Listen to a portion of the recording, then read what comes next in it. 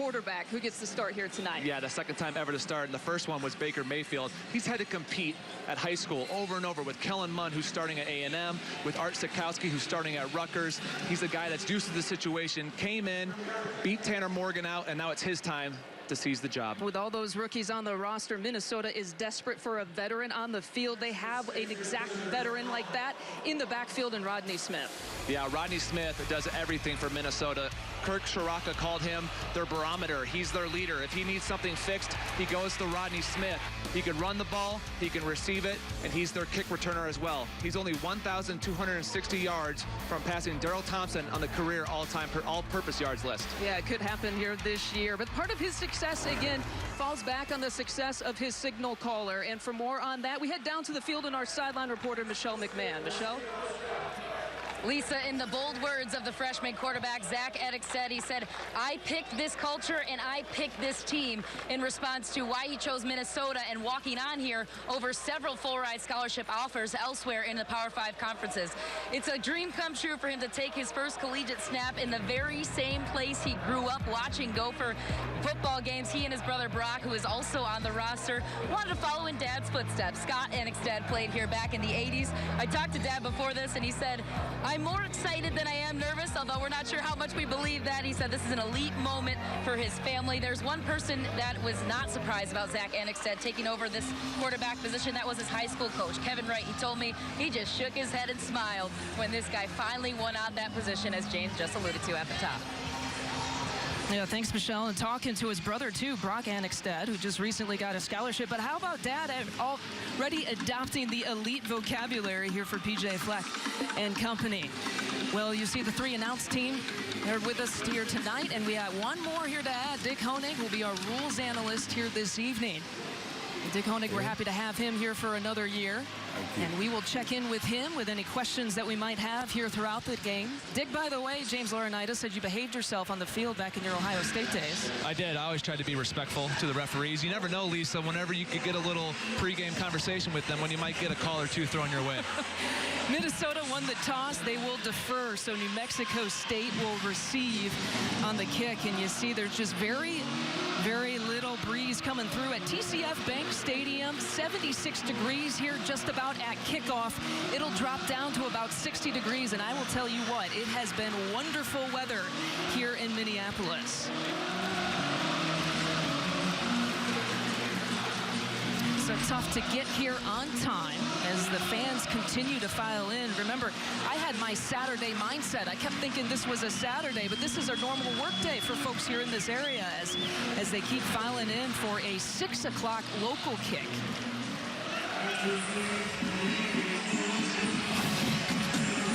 Lisa, there's nothing like opening week in college football. You have so much butterflies going into this first game. Everyone has high expectations. There's optimism, a part of every program, every fan base. A ton of optimism here in Minnesota as a young football team's taking the field tonight. I'm excited to see a lot of the young players that PJ Fleck was pointing out to us in the production meeting that he's excited to see. And we got a chance. PJ Fleck let us in for their walkthrough and their practice yesterday. We appreciated that. And the one thing that he said, that there are pros and cons to having a young team. Obviously, the cons, you don't know what to expect about your young guys, but they're all excited. And you know what? They all picked our coaching staff, and they all picked Minnesota to be here. Yeah, and it's that first wave of recruits that said, you know what, I picked the Gophers, I picked Row the Boat, I picked that culture, and he's excited about developing them.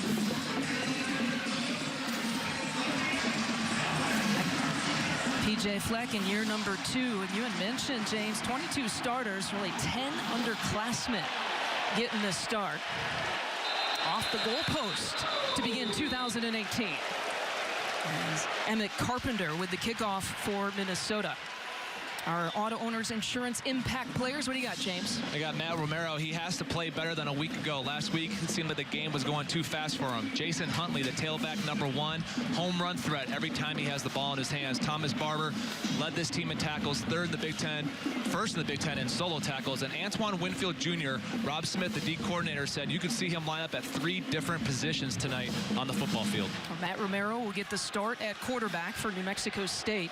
Again, the Aggies already have a game game under their belt. They played Wyoming last Saturday and dropped that one to Wyoming. Speaking of drop, first attempted passes dropped by O.J. Clark. Now, the offense was really slow to get going against Wyoming. They'd like a better start and more consistent effort here throughout this night.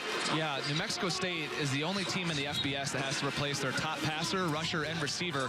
They're going to try to get quick rhythm throws for Matt Romero here early on. And tackler, by the way, when you talk about defensively. And Romero with Huntley in the backfield. And the pass is broken up, intended for Drew Dan. Now, Drew Dan was the most successful receiver in that game against Wyoming. Had a couple of catches for 60 yards, and the only touchdown of the game for New Mexico State. Well, early on, they've had opportunities to get easy completions for Romero, but he had 2 drops, and that's not the start that you want if you're New Mexico State.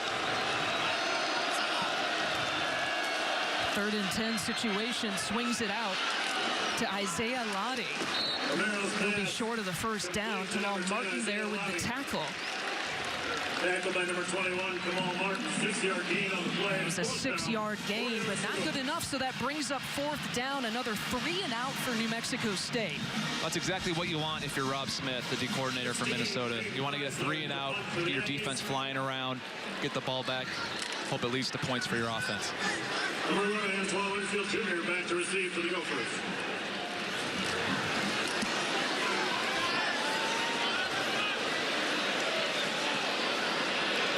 Winfield Jr. just kind of lets it roll out. Another touchback. And on the Minnesota side, when Minnesota has the ball, our Auto Owners Insurance Impact players, you're looking at who? Tailback Rodney Smith. He does everything for them. He is their leader. He's their bell cow. PJ Fleck said they have to manage his carries, his workload tonight.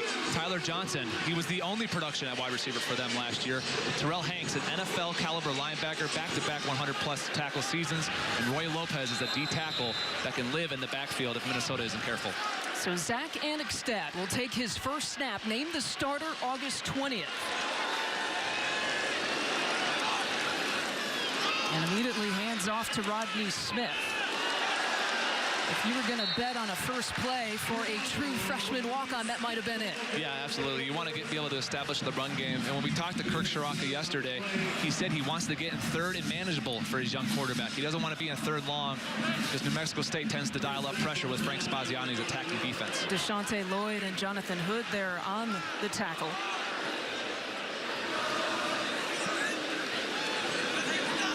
Second and 8 for Minnesota. As the young quarterback checks the line. Hands off again to number 1. New Mexico State, this defense playing without 4 starters that they had on Saturday, a couple of linemen and a couple of linebackers, and they are without also Cedric Wilcox. That was expected. He is out for game number 2 for academic reasons. But no Jasavier Reese, no Javon Ferguson, no Malik Demby, and no Leon McQuaker here tonight.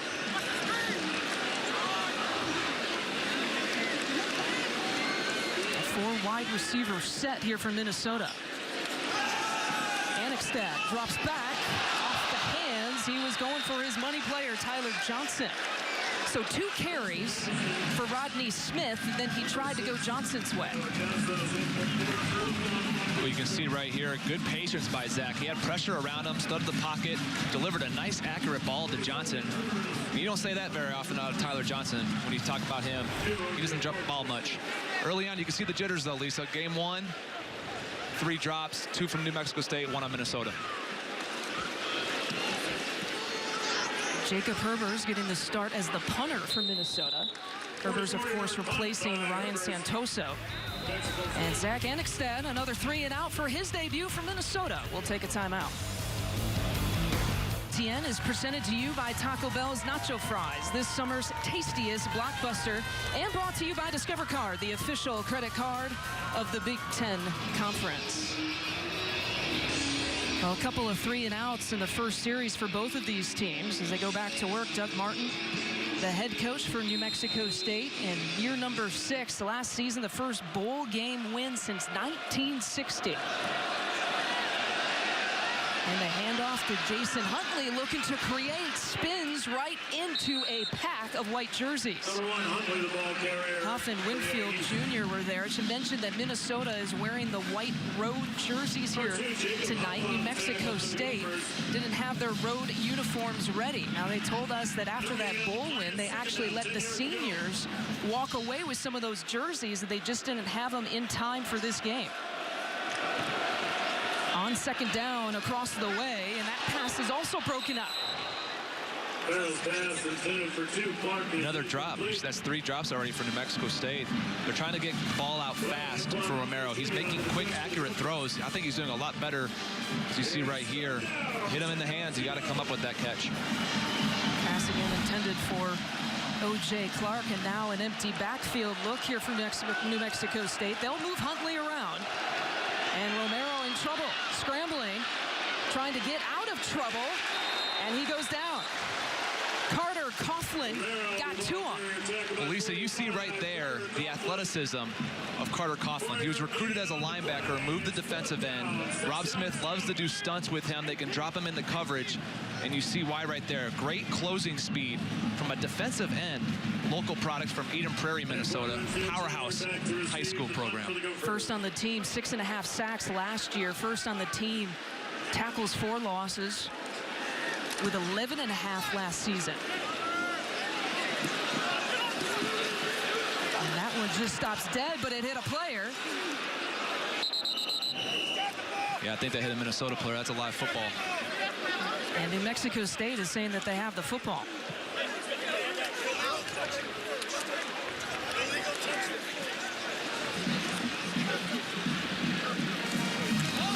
Looks like Minnesota will retain it. And here's a little talking to by the head coach.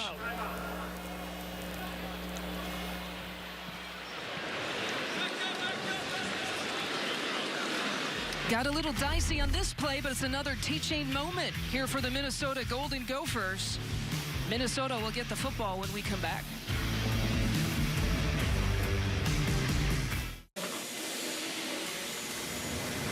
I chose Minnesota because this is home, first off. My brother's here, and I just felt comfortable with the whole culture here, and with Coach Fleck, I put all my trust into him. Coach Fleck, I know like Coach Fleck's a competitor. I'm a competitor. I've had to compete for everything my whole life. Really nothing's ever been given to me, so ever since middle school on to high school to now, I have to compete for everything I have. So that's what I love. Zach Annexstad, a walk-on quarterback, back for series number 2 of his career here as the starting Minnesota quarterback. You heard why he chose Minnesota. He actually chose Minnesota after being offered by Illinois, Pittsburgh, Cincinnati, Southern Mississippi, and Western Kentucky. PJ Fleck saying that he wants more legacy kids from Minnesota that understand the rivalries, understand the Little Brown Jug, the Floyd of Rosedale, and want to be a part of the change to consistently win those rivalry games. He thinks Zach's the perfect fit. 2nd and 5. Again, to his left is Rodney Smith, who shifts over. Another 4-receiver set here for Minnesota. Smith with nowhere to go has to turn and fight for some yards as he scrambles just short of the first down marker. Ron LaForce there on the tackle. Well, great penetration by the New Mexico State defense here in the backfield, but even better effort by Rodney Smith, reversing field, trying to make something out of nothing. And that's why I love watching him on tape. He never gives up on a play, runs extremely hard every single snap. Brings up a 3rd and 3 situation.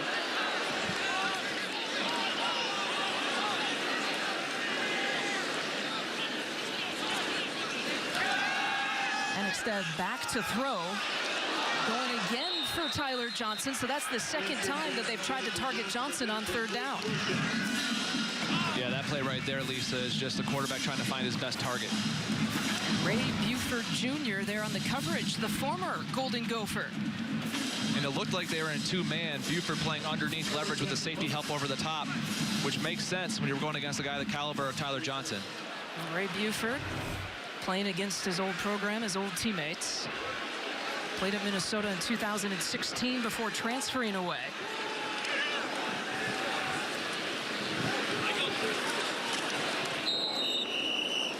And that one fielded at about the 26-yard line. O.J. Clark fielding it. Still no score between New Mexico State and Minnesota. Laurinaitis got to keep his eye on a lot of things, and you got one on a real marquee matchup this weekend.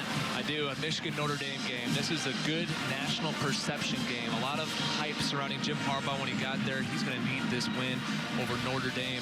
And then DJ Durkin is on paid administrative leave of going against Texas. A rematch game for the Longhorns, seeking revenge up there in Maryland this weekend. And then Scott Frost era begins. A lot of excitement in the Big Ten West as he returns to Lincoln.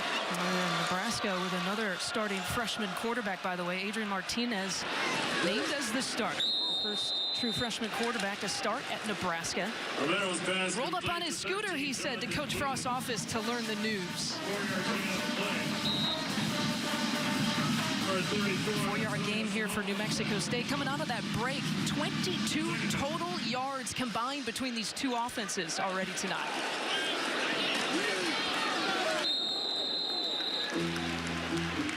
That was a really nice play there by Antoine Winfield Jr. He gets off a block, makes a tackle for no gain. You're going to expect to hear his name called a lot if he can stay healthy this season. Well, he's granted a medical hardship waiver, 3 years of eligibility left. Played with a hamstring injury last year. And we will see him move around several different defensive spots here tonight. Romero's in trouble, trying to find his target, Jonathan Boone, for the completion. And it's right at the first down. They're going to give him the first down. I was going to say it's right at the first down marker, and that's the first down for New Mexico State. And a week ago, it took them to the last minute in the first half to get a first down against Wyoming. So already better production of New Mexico State this week. And Romero again shifting to his right side. In that game against Wyoming, Matt Romero exited with about 3 minutes to go in the third quarter. Nick Gentee, the backup quarterback, was inserted, and head coach Doug Martin said, with the intent, I took him out so he could take a breather. He is in his first year as well. He's a JUCO transfer out of Oceanside High School and Palomar College. And his head coach just wanted him to make sure that he had everything under control. We got a stoppage in time. We will take a timeout as Doug Martin and the Aggies will chat about it.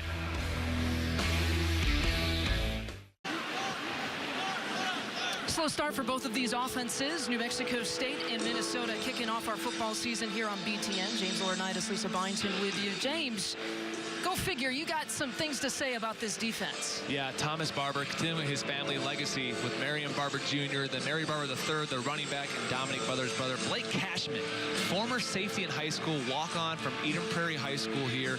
He's always around the football. I love watching him play. And then O.J. Smith, the transfer from Alabama. He's supposed to shore up that run defense that struggled a year ago. Well, you got O.J. Smith. You could consider him maybe a freshman. Chris Williamson, also a transfer. Pass is broken off. Did Barber get it? Yes, he did. The first interception of the year. Thomas Barber grabs it. Right on time. Just talking about him and the family legacy, and he comes up with a big play for the Gophers here. Gives them great field position for their young freshman quarterback.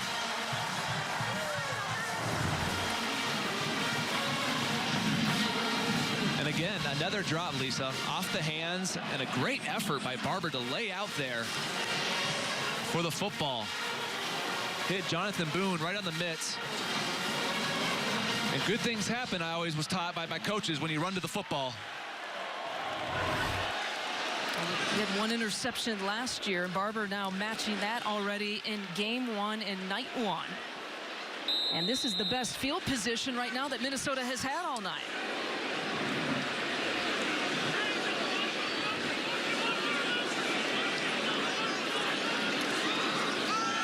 Instead, fakes the handoff, floats one over to Johnson. And that is the third time that they just can't connect tonight. And he had him. He had him wide open on the play fake up the seam here. And you'll see he just puts a little too much on the football. Shamad Lomax coming over, the strong safety. And the quarterback pressure provided by Roy Lopez brings us to a 2nd and 10 situation.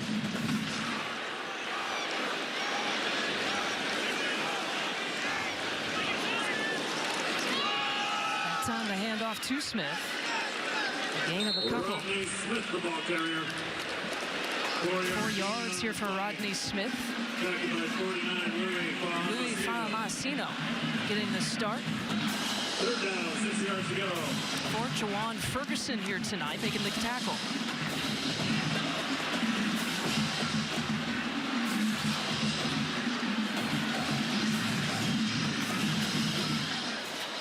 Third and 6.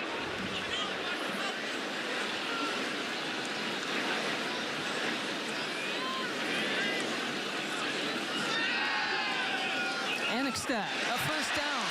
That time, he's connecting with Johnson. A really nice job by the offensive line, keeping a clean pocket for Annexstad. 13-yard gain on the play. Correction, Chris Ottman-Bell with the grab. One more look at it. You see them passing off the stunts that New Mexico State was throwing at them. And a good rhythm throw by the walk-on. A 14-yard completion. Chris Ottman-Bell, one of the receivers they are really excited about this year. And again, the handoff to Smith. He can make things happen. Headed towards the sideline. He's thinking end zone. Touchdown, Minnesota. Nope, they're going to call it back.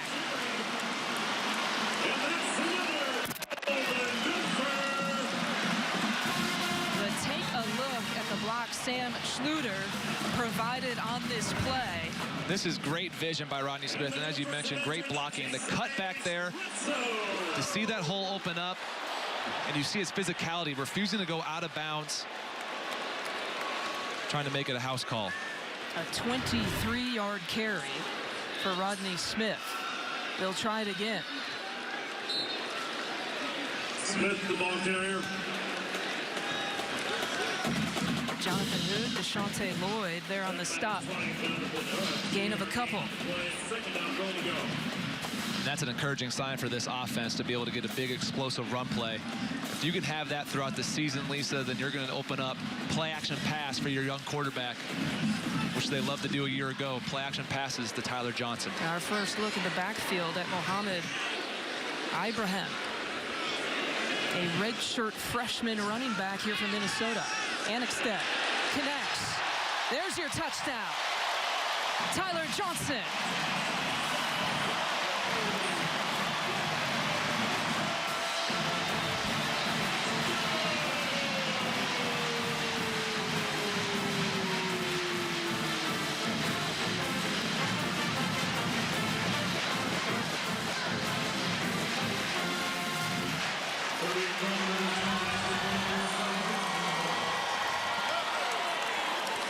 A 7-yard touchdown pass to Tyler Johnson, and Emmett Carpenter with the extra point. 7-0 Minnesota lead. Let's take a look at the touchdown here. Zach Annexstad, great patience, waits for the route to develop on the slant. Really a nice route by Tyler Johnson, beating Ray Buford across his face. Now let's take a look at this message from ZipRecruiter, the smartest way to hire and the official hiring partner of the Big Ten Conference. Hiring was always a huge challenge. Endless hours on job sites with not a lot to show for it. Then I found ZipRecruiter. They figured out hiring. I post my job, they put it all over the web, and they send me the right people because their technology is smart. ZipRecruiter often sends me the right person in 24 hours. The smartest way to hire. ZipRecruiter, the preferred job site of college sports fans. Try it for free at ZipRecruiter.com/gametime. 6 plays, 50 yards, 2 minutes and 22 seconds on that scoring drive that resulted in a Tyler Johnson catch. One more look. Tyler Johnson, 7 touchdowns last year as a sophomore. New Mexico State bringing it out.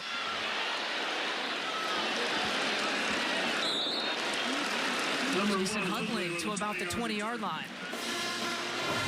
Well, as we take another look at this replay, he knows where he wants to go with the ball right away. He's just waiting for Tyler Johnson to get open. Tyler does a nice job of setting up his slant. He attacks the face of Ray Buford before crossing it. And Zach, with great patience for a young man, hitting him right in stride. has to be a huge relief for the freshman to get that first career touchdown out of the way early in this football game. And now this New Mexico State offense up against it once again.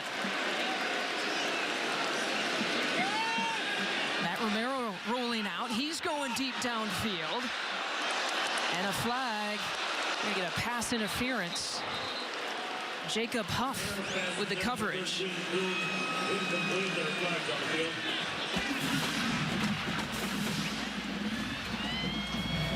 Pass interference. Defense number 2. 15-yard penalty on the reset.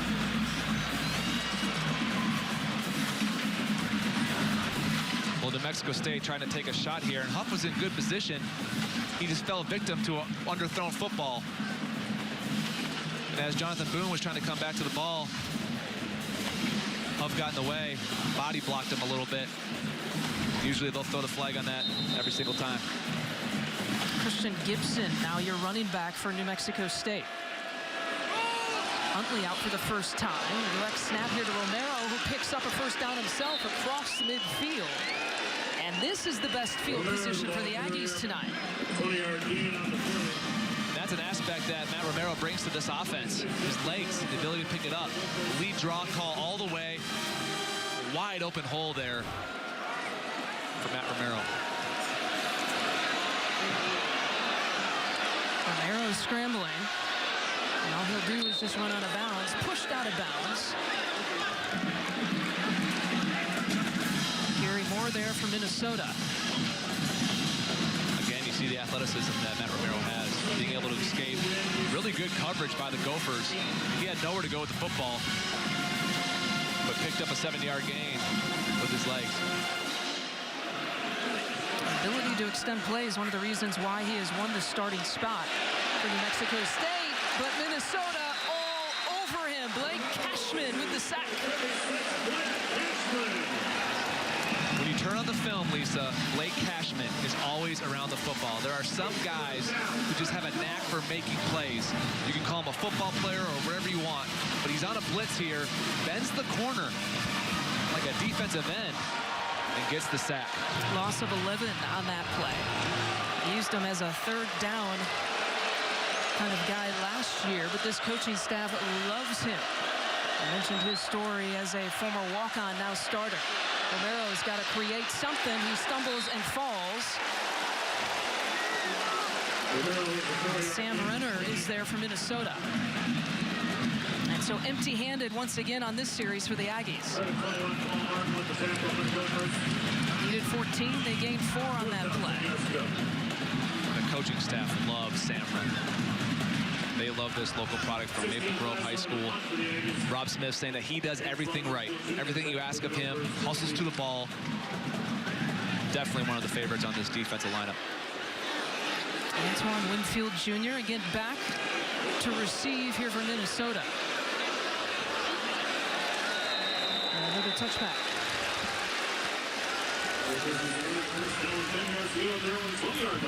Lots of football action, including tomorrow. Brian Lewerke, the 11th ranked Spartans take the field for battle when they open the season against Utah State. Big Ten football presented by Taco Bell tomorrow at 7 Eastern right here on BTN, and of course streaming live on the Fox Sports app. A lot of people talking about Ohio State and Wisconsin. How good will Penn State be? Not a lot of people talking about Michigan State yet. Well, they should be. 19 starters back. I mean, that is a lot of talent that they have. Brian Lewerke at quarterback. LJ Scott seems like he's been there forever. Felton Davis at offense, I think, is going to be explosive. So Zach Annexstad, through his first touchdown pass of his career, swings it out to Demetrius Douglas, a redshirt freshman. A gain of 4. Douglas and Rashad Bateman, mentioned Chris Ottman-Bell, a couple of the receivers. Minnesota and this coaching staff really, really excited to see what they can do this year. Lisa, 2 redshirt freshmen and 1 true. Young talent at the receiving corps from Minnesota.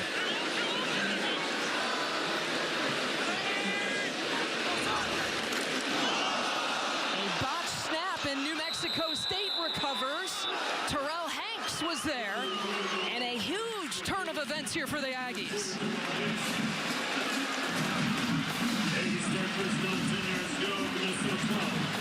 And it looked like he wasn't ready for the snap. We'll have to see on the replay. No, he was. Looks like he just took his eyes off it. The snap was a little bit to his left. Just seemed like he took his eyes off it to try to hand the ball off there on the run play to Rodney Smith. Great field position for New Mexico State. Does that look like it's a miscommunication on the snap count with a young quarterback? I think the snap was just a little bit to the left, Lisa, and if you're trying to do a run play to the right, it kind of throws all the timing off. But unfortunately, he wasn't able to get on that football. Well, first red zone opportunity here for New Mexico State.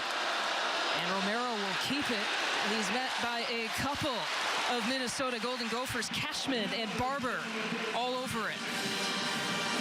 Another tackle for loss for Cashman there. This is sudden change defense if you're a Minnesota Golden Gopher. When bad things happen on offense or special teams, if you can rise up and hold a team to 3 here, you get all the momentum back on your side. A loss of 1 on the play. Romero. Fade pass. And they're going to call it a touchdown. Found his receiver, Isaiah Lottie, for 6.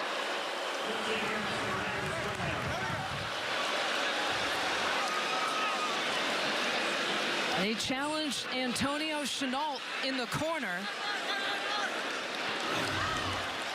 And Minnesota's in man coverage here. Looks like a little face mask there by Lottie. Looks to have secured it.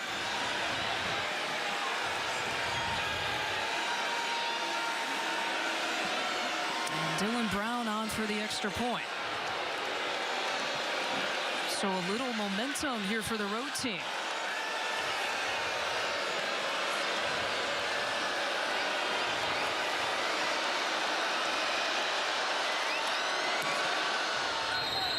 We got a tie game. Just like that, Minnesota scored first, and the Aggies have a response. And nice throw, teardrop throw.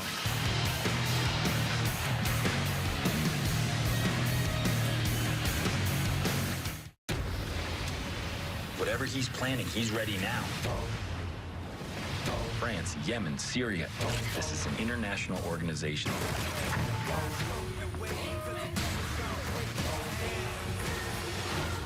Listen to me. Where's the attack?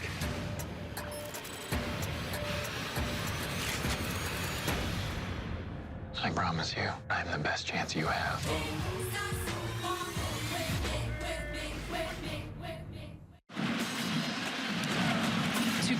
Two plays, 12 yards, and just under 40 seconds, making good on the turnover. And another look at the touchdown pass to Lottie. Lottie does a nice job creating separation. A little bit of a hands to the face there on the reception, but a nice job securing the ball in the back of the end zone. Capitalizing on the air on the missed snap. And we're tied here at 7 in Minneapolis.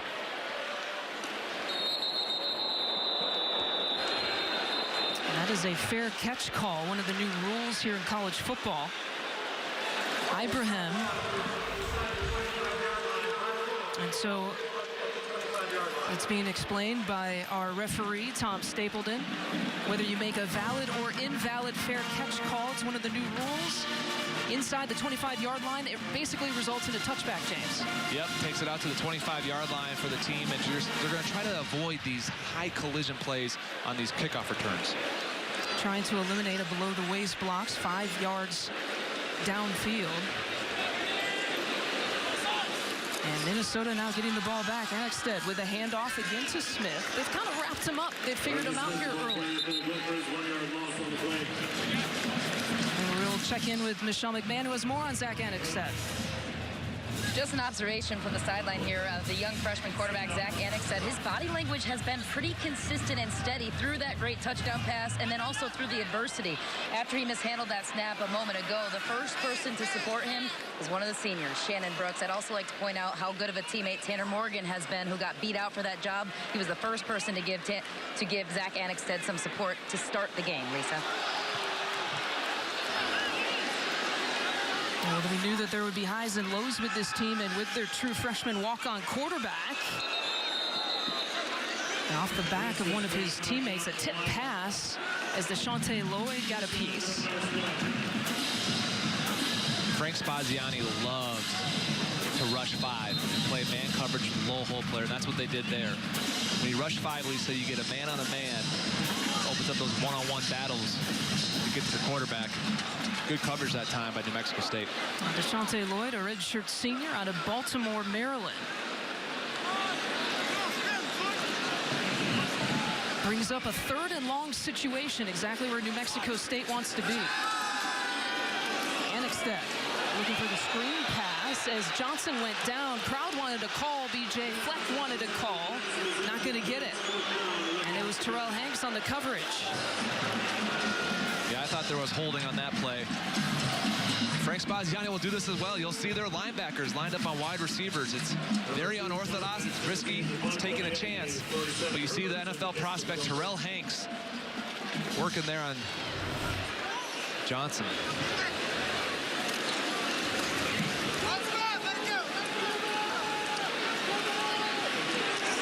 Hard hit. My goodness. Antonio Chenault, hello. Well, that's a way to make up for getting beat on the touchdown pass. I think he was a little fired up over that. He's taking it out there on the punt coverage. Really nice job here covering. Great timing. Delivers an absolute blow. O.J. Clark, pay attention.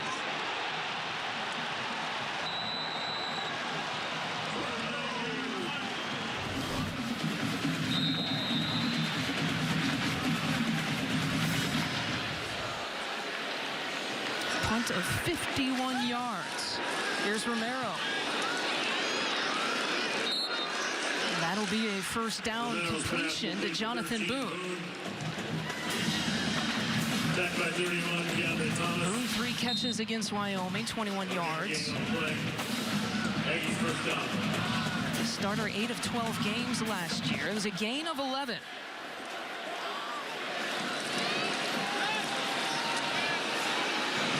Again, swings it out. Pass complete to number 10, Lottie.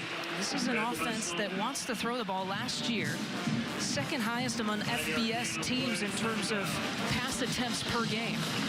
Yeah, and Lisa, Matt Romero seems to be finding a rhythm.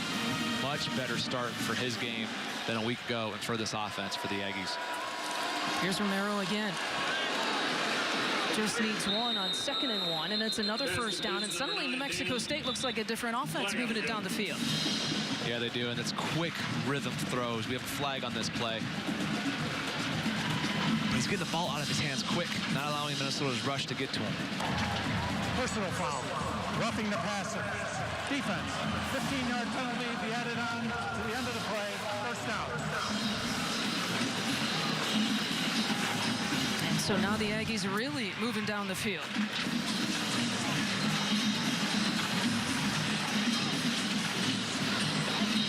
Yards tacked on to the 9-yard pass play. Stacey Otomewa just getting there a little too late.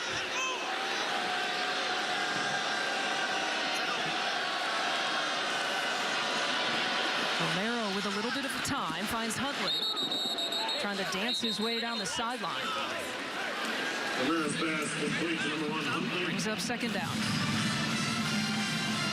We've seen the patience with Matt Romero and Doug Martin, his head coach, and I talked about that he had yanked him really in the last game on Saturday against Wyoming.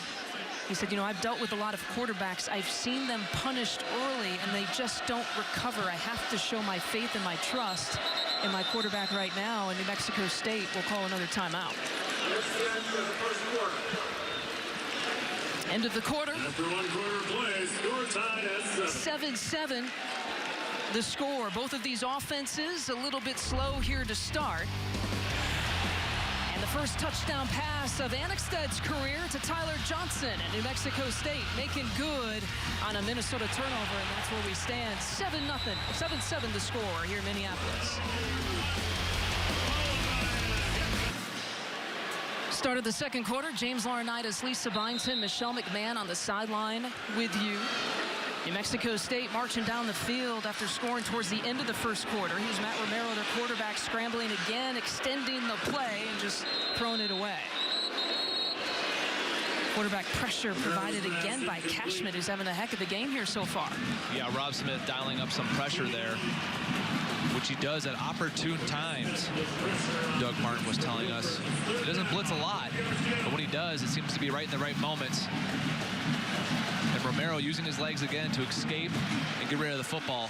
Smart decision by the quarterback. A 3rd and 5 situation, another empty backfield for the Aggies.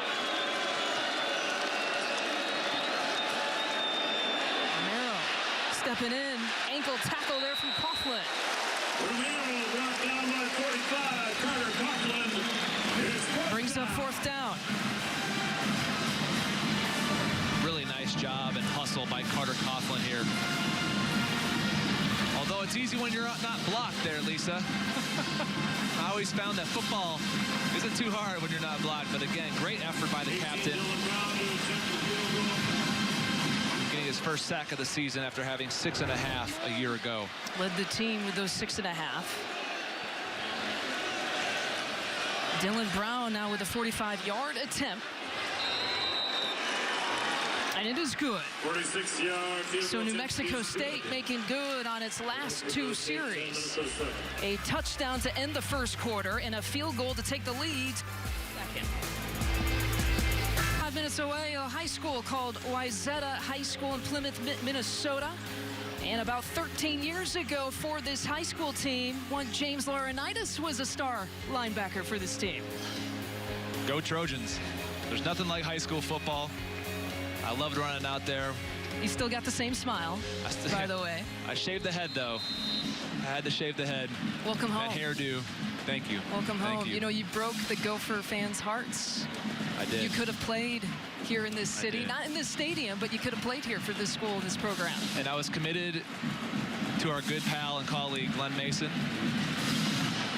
And just had a change of heart. Penalty flag is thrown as Rodney Smith tries to muscle his way across the field, but there is a flag on the play.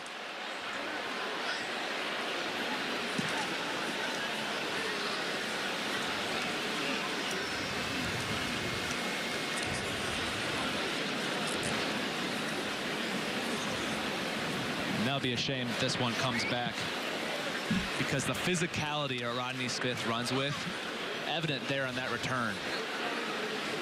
Broke 3 During the return, block in the back, return team, number 42.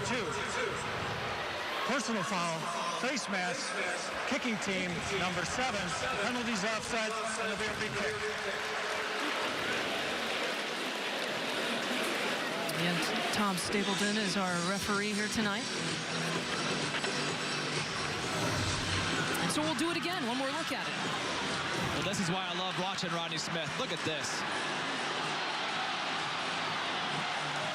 Rodney Smith with the 32-yard return. Multiple flags on the field. That is fun to watch. You mentioned he's climbing the charts, all-purpose yards in Minnesota history. One thing that he loves doing is exactly this, his return kicks. And you think about all the great running backs in Minnesota history, not all of them were given that opportunity. He is a really versatile talent. He's not just a running back. He can receive the ball well out of the backfield.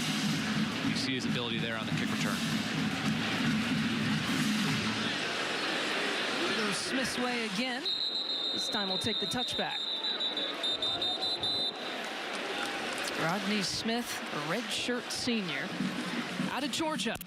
You see the 3,885 career all-purpose yards. Big Ten's active leader. 31 starts in 38 games, including tonight. That is the most on this roster, though he doesn't have a whole lot of competition for that stat. That's right.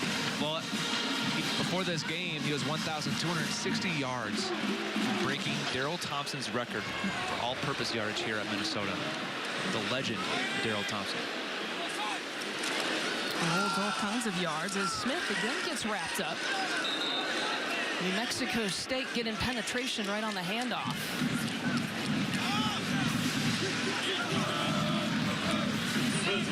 No gain for Minnesota, bringing up a 2nd and 10 situation. No yards on the play. Donovan King there on the stop. By the way, King, his first career start tonight, playing for Jasavia Reese at right end.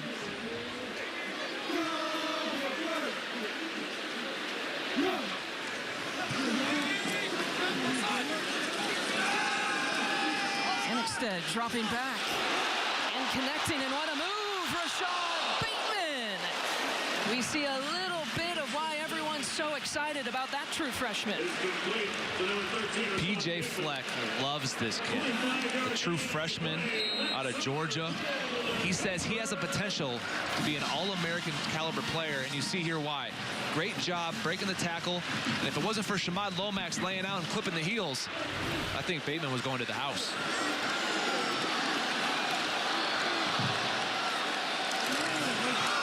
Hand off to Smith. Somehow found a crease there. Terrell Hanks with the tackle. A gain of 8 for Smith. So slithered and found some holes there for that gain. Brings up now a 2nd and 2 situation. Again to Smith for a first down here for Minnesota. Well, Minnesota saw something there that they liked because they went tempo and ran another run play right up the middle. So they caught New Mexico State some sort of defense that they loved that play with and ran it again. Pounding the football, a gain of 12.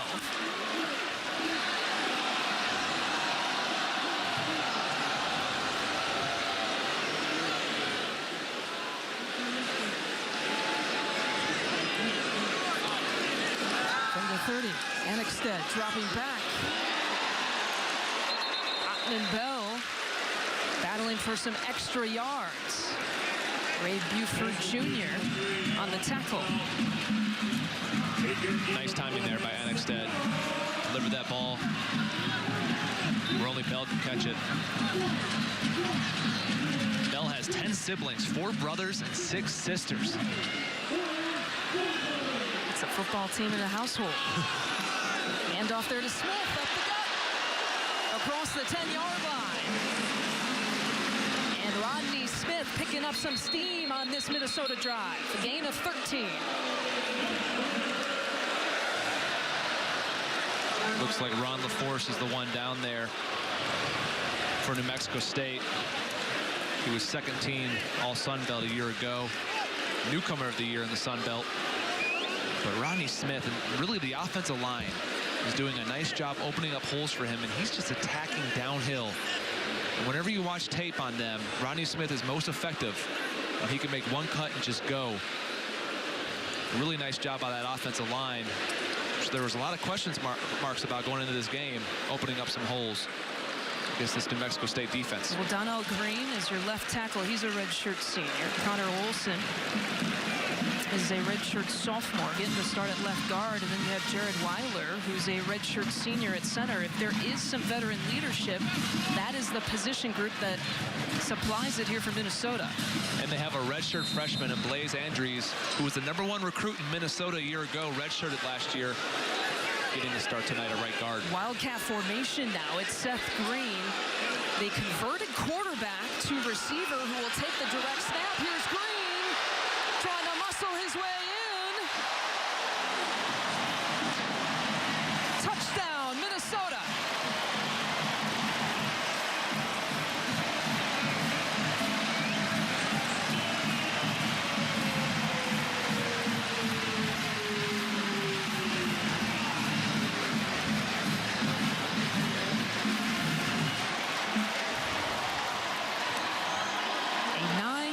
Touchdown run by Seth Green. And Carpenter for the point after. Minnesota has the lead right back. I tell you what, that's not fair. He's 6'4", the big man, 240. Lowering his shoulder into the end zone for the Golden Gophers. Up 14-10.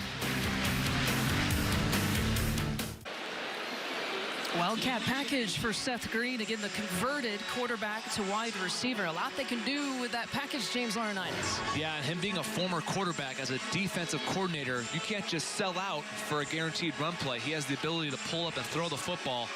Plus, when you are 6'4", 240, That's a tough man to bring down by yourself. So really, they can do a lot of good things with this package going forward. The local product out of Woodbury, Minnesota. Yeah, we saw actually Seth Green work a little bit with that package in their practice yesterday. Had a couple of reps with that look in the red zone opportunity, and it just was kind of right time and right place to use it and break it out. Seth Green, a couple of position changes.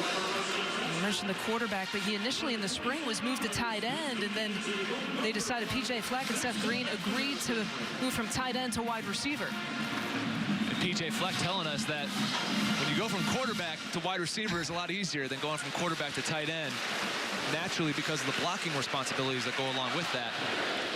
So it looks like Green has found a home at the wide receiver position. Well, you know, we saw his physicality on that play, but PJ Fleck wasn't exactly sure how much he could blow up a linebacker if he needed to. True.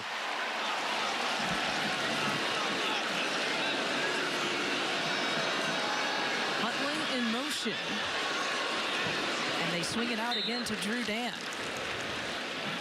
Just short of the first down marker. Terrell Smith with the tackle, another true freshman for Minnesota. Say this corner has elite speed. And then the handoff to Huntley, who's got himself a first down for New Mexico State. It's a lot about ear there on the tackle. Gain of 2.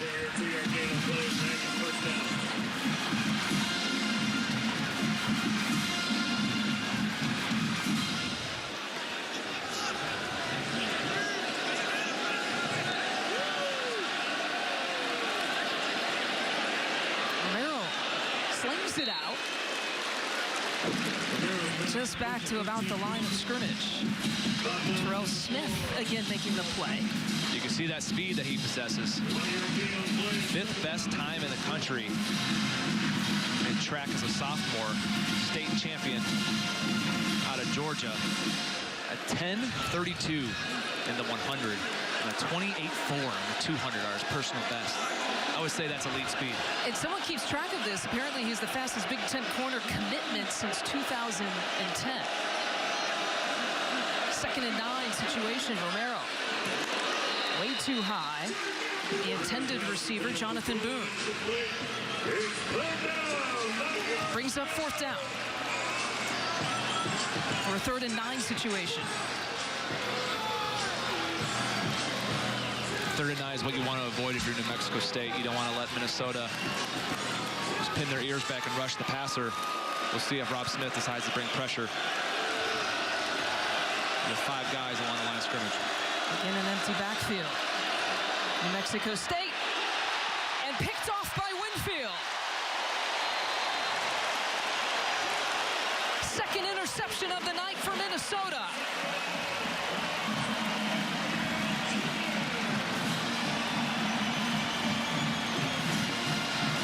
Again, off the hands of a New Mexico State receiver. Antoine Winfield comes up with the interception. We'll take a look here. Romero trying to hit an in route through the hands again. 2nd interception. That has to be frustrating when you put the ball in the money and they end up in interceptions. And almost in a similar fashion, Thomas Barber reacting to the deflection in the first quarter. They're going to take a look at this. See if he got his hands underneath it. Winfield, the son of Antoine Winfield, the former Buckeye and NFL great. We'll bring in Dick Honig for the first time. He got a break in the first quarter, but Dick's got to earn his little paycheck here in the second quarter. Dick, what are we going to look at on this play? Well, the question is, James had it right on the thing. Did that ball get to the ground before his arms got underneath it and he pulled it in? It is very, very close.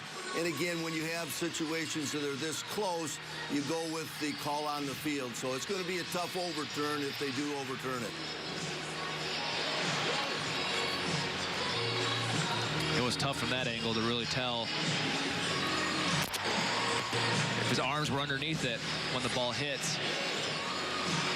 You can secure it, but it's just tough to see if that ball moves because of the ground. Let's take another look. I felt like this angle, you could see the ball hit the ground first. Right there. Yeah. Just got to get those hands right underneath it. You can tell right there that it shifts a little bit. I believe it will be overturned, but sometimes on these reviews, it's a guessing game, isn't it? Have to have enough video evidence to overturn it.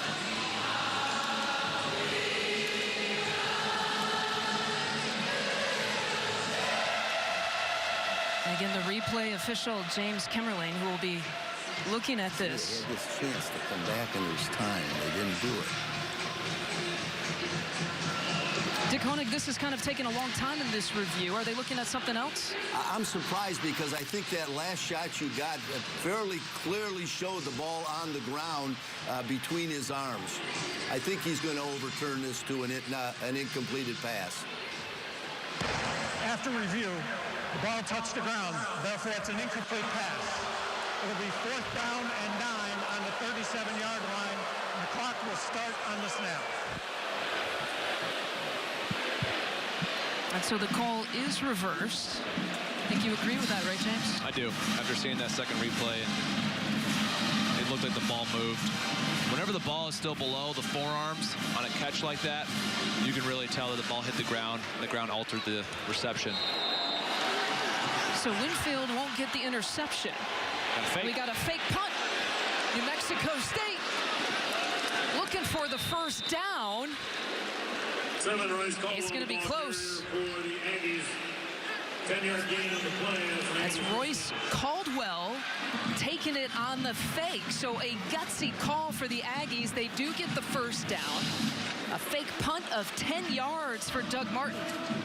Doug Martin told us on our conference call that he wanted to get Royce Caldwell the football. We didn't think he'd be on the punt unit. He said he's blazing fast and has speed. Cashman just couldn't get him down. Whirling on the field as the runner made the line to gain for a first down. The play is under further review. And this play will be under review.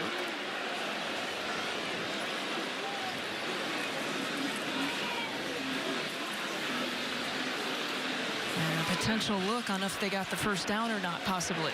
It's always hard when you're dealing with the spot of the football, too, because it has to be so obvious in order to overturn something. We'll see where his knee touches. At least I don't think he was down until after he rolled over Cashman. Let's take another look at it.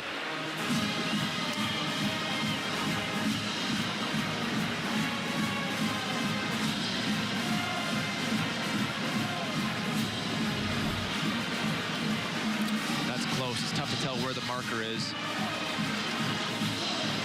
Well, we will check back in with our rules analyst, Dick Honig. Dick, where are you seeing this spot on this play? Again, I think James had it right. I'm not sure there was anything down when the body went over the defender, then gave him that extra yard. It's hard to see. We have not seen a replay that allows us to change that, make that decision that any other part of his body other than his feet touched the ground. The ruling on the field of a first down stands. And so the call stands, which means there was no video evidence to overturn. See, Lisa, that's why you're nice to officials. Because they agree with you all the time? They repay the favor later on. I'm sick of saying I agree with James already in this quarter. Romero steps up. He's got plenty of room to run. And he's got himself a first down. Romero, the ball carrier, 14-yard gain. Tony Durr there on the tackle for Minnesota. Junior, a gain of 14 for New Mexico State. And again, the feet of Romero making that defense pay. When he has a lane, he just decides to take off. He has been effective tonight. 8 rushes for 35 yards. Fake to Huntley. As Romero rolls out, they'll go back to Huntley, nearly intercepted. And again, it's Blake Cashman almost making the play. He's been in and around the quarterback. He's been in and around coverage. He's having, again, a heck of a first half. And Rob Smith said, sitting down with us, that a year ago, he was just a coverage guy. He played safety in high school, as I mentioned. That said that he thinks that he can really make a jump. He coached in the NFL. He called him elite. And Rob Smith thinks that Blake Cashman is an NFL-type linebacker playing on defense for the Gophers. On a flag on the play. Holding. Defense number 31. 10-yard penalty, automatic first down. That's Keandre Thomas. Whistle for the penalty. Redshirt sophomore. Thank you. And so penalties and turnovers have been big for Minnesota. And by the way, this is a Gopher team that last year was one of the best in terms of taking care of the football. Obviously, there's a lot of youth and a lot of underclassmen that will change that this year. But a much different story in this first half for Minnesota. Romero swings it out to Huntley. And another flag. I think it's going to be a holding on O.J. Clark in the slot.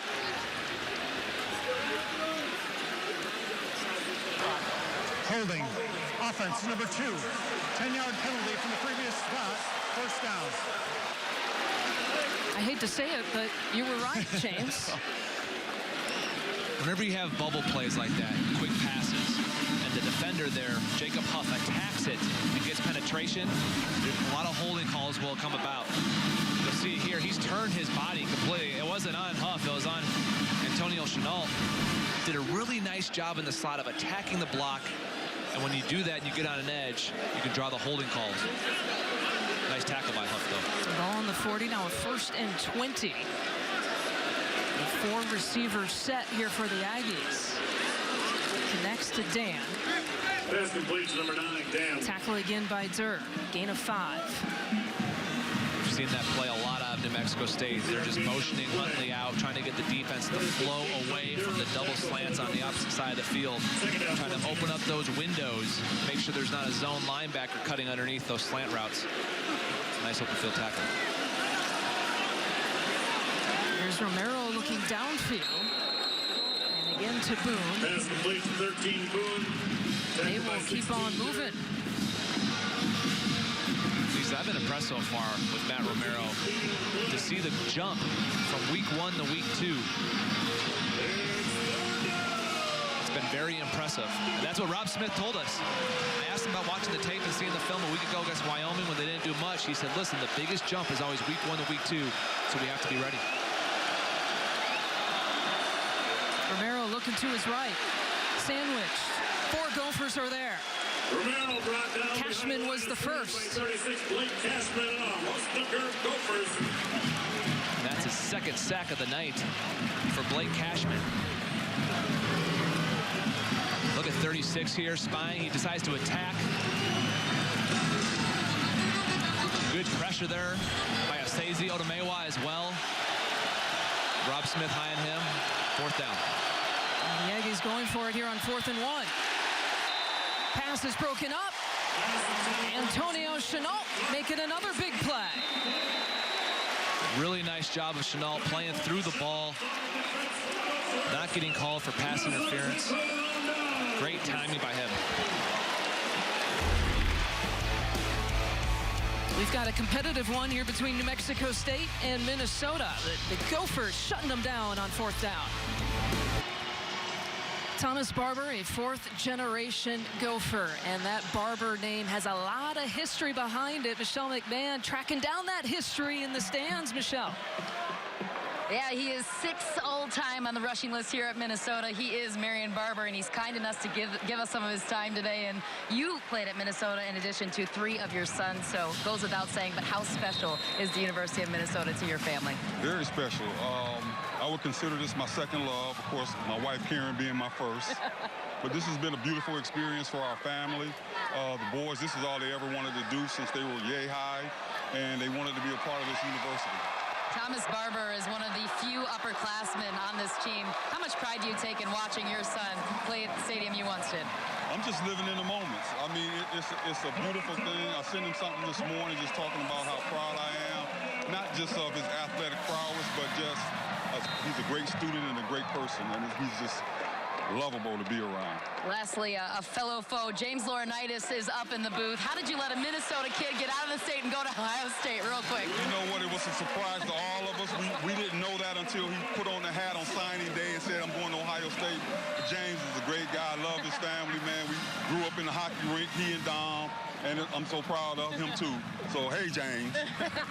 And with that, we send it back up to you guys. Oh, that is beautiful.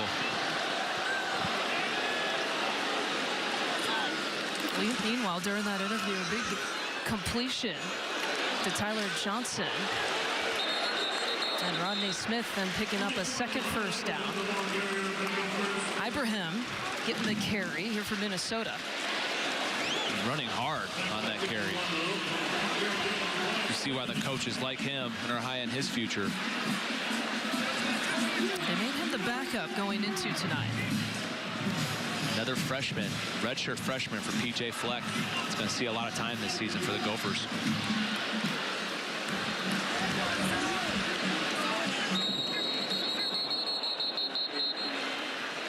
We got action there in the line. Offense, number 73. 5-yard penalty, second down.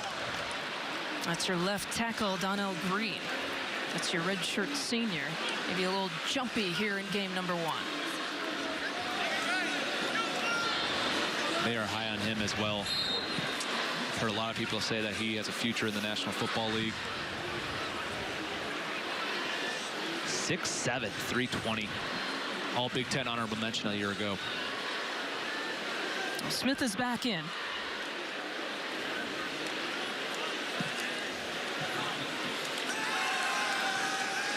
Annexstad threads the needle. And pass complete again to Ottman Bell for the first down. I think that was his best throw of the night. He had a zone player in LaForce underneath him, and the timing to be able to put it just inside here of LaForce. What a nice job, too, by Ottman Bell, holding onto the football. Gain of 15 on the play. Zach Annexstad over 100 passing yards already.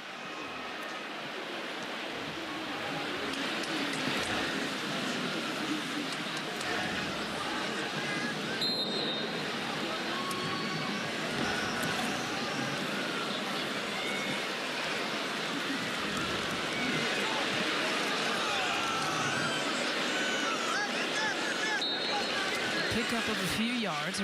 Roy Lopez there on the tackle. You mentioned that was his best throw, Annexstad's was. He just looks a little bit more confident now that we're late in the second quarter. I've been impressed for a young guy of his timing. A lot of the deep comeback throws that he's made, he's been in rhythm. He's not waiting too long to get rid of the football. Throwing with a lot of confidence so far. Mexico State showing pressure.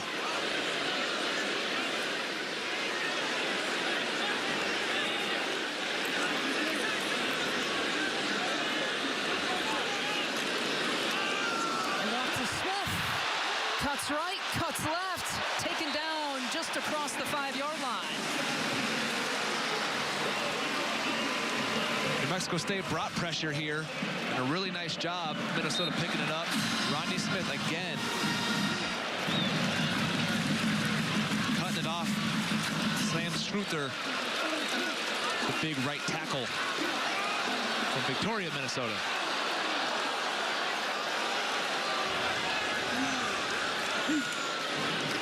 Annexstad to Smith, gets tripped up.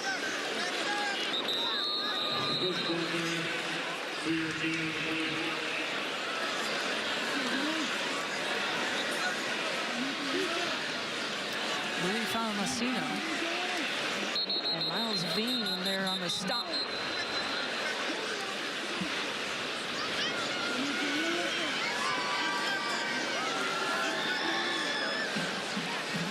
To Bean's helmet. Second and goal situation, what do you do here? Well, they just tried to run the football, so I expect a pass here. Open it up a little bit. Although they still have some big personnel out there. And it looks like they might be going back to that Wildcat with Seth Green. Already scored on 1 touchdown. A 9-yard run with Green in the Wildcat.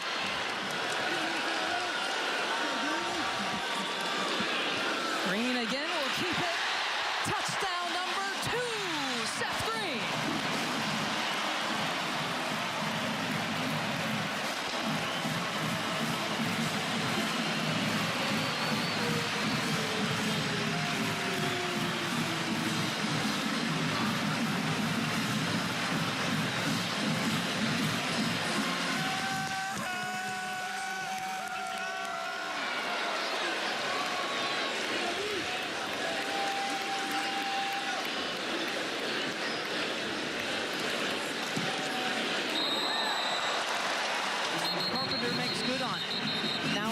7-point advantage. Back-to-back scores for Seth Green. Minnesota giving opponents something to think about. And the flag on the extra point attempt.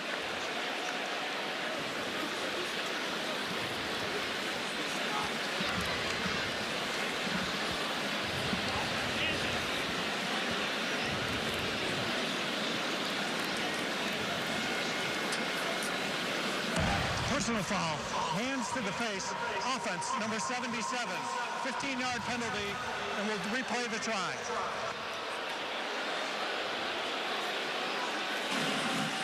It's Blaze Andrews.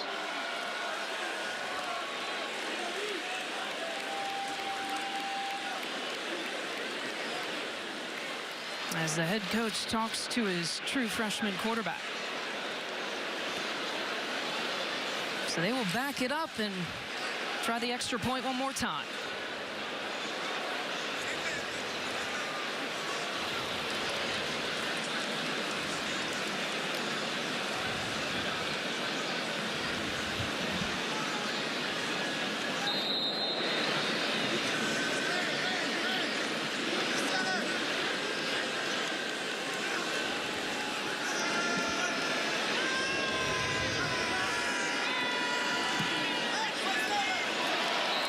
Kick is up and kick is good. Emmett Carpenter has only missed one extra point attempt in his career and makes good on that. 21-10 is the advantage thanks to the Wildcat by Minnesota. The big man lowering the shoulder. Back-to-back touchdowns is the Wildcat special for one PJ Fleck. First a 9-yard run by Seth Green, and then the last one a 3-yard run by Seth Green. And 21-10 is your score.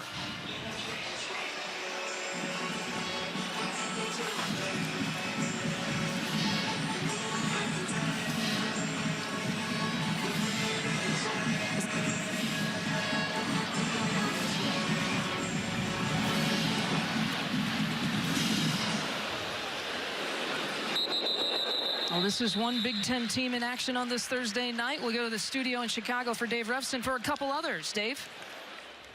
Lisa, thanks. Yeah, conference opener Northwestern and Purdue. Clayton Thorson did start for Northwestern 4 for 4 on the first drive. Jeremy Larkin waltzes in for the touchdown. 7-0 Wildcats. Dave, thank you very much. You know, it's kind of ironic that there were 3 quarterbacks you could see in that game, and neither head coach was giving us an inch on any of the 3 quarterbacks if they would play tonight.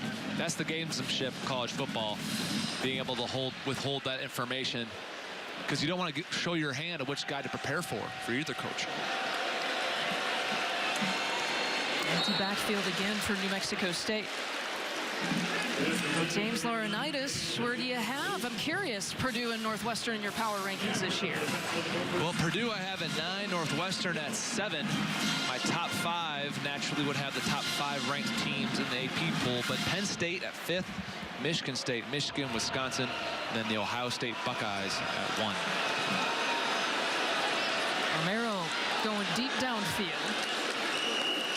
His intended receiver again, Jonathan Boone. You know, Penn State, I noticed that as a Buckeye, you had Michigan at 3, and some people might say, why you got Penn State down there at the 5 position? Well, this just speaks to the strength of the conference and really the Big Ten East, because I can see any one of those teams in the top 5 winning the Big Ten championship and going to the college football playoff.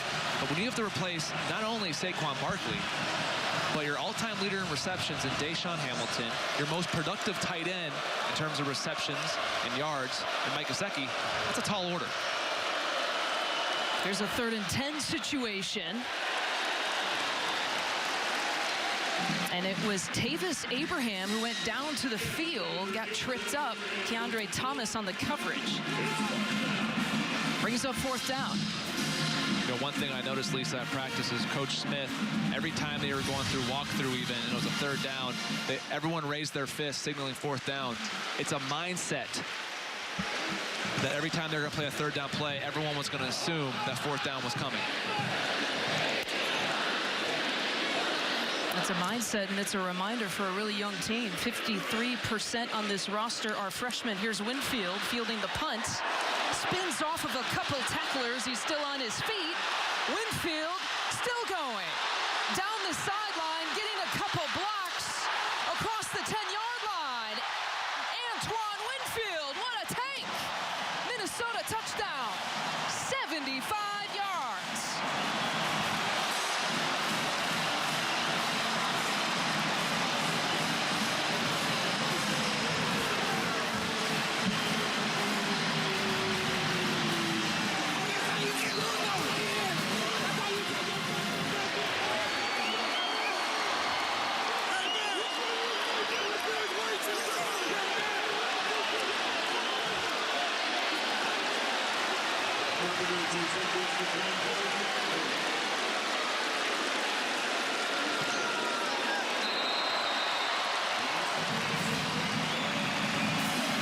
And a 28-10 advantage. It's a BTN standout play presented by Auto Owners. Winfield here showing his return ability, breaking numerous tackles. And the effort to stay in bounds, to not go down, extremely impressive. Rob Smith told us, Lisa, that he was going to be used like Jabril Peppers. But I tell you what, he's showing that return ability like Jabril Peppers right here. He's already made a huge impact on this game. Close to coming up with an interception that was overturned. But his thumbprint has been all over the field tonight for the Gophers. You said it. We're not saying that he's Jabril Peppers, but the way that they're using him in the return game and the fact that they can shift him around 2-3 spots perhaps defensively. Dynamic playmaker. The barometer that Rob Smith said of their defense. He was saying that they go as he goes on defense. One of your leaders and one of your big-time playmakers makes a play in the special teams area, it just elevates the entire team. He's got a dad who could play too. We heard from Marion Barber, but Antoine Sr. could play a little bit at a school you know really well. Played for the Vikings as well. Grew up a big Antoine Winfield fan. The best tackling corner maybe in the history of football. Ooh, and with that comment, we'll take a break. The 10 is your score, Minnesota over New Mexico State. The first punt return touchdown since Marcus Jones took it 65 yards at New Mexico State, by the way, back in 2013, the last time these two teams met. Oh, and Huntley looking to create a little bit. Both of these teams, you see their first-string running backs in the return game. Jason Huntley for New Mexico State.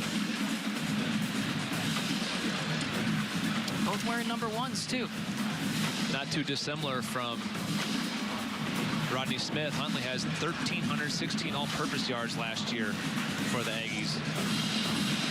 They love to use him in so many different ways. Just didn't get the opportunity to do that against Wyoming. Too many 3-and-outs in that game.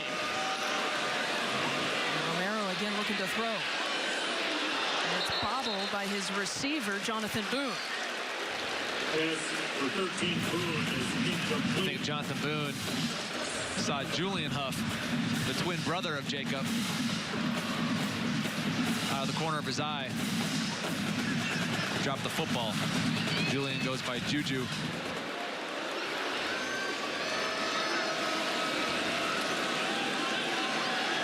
Romero again. And again trying to find Boone.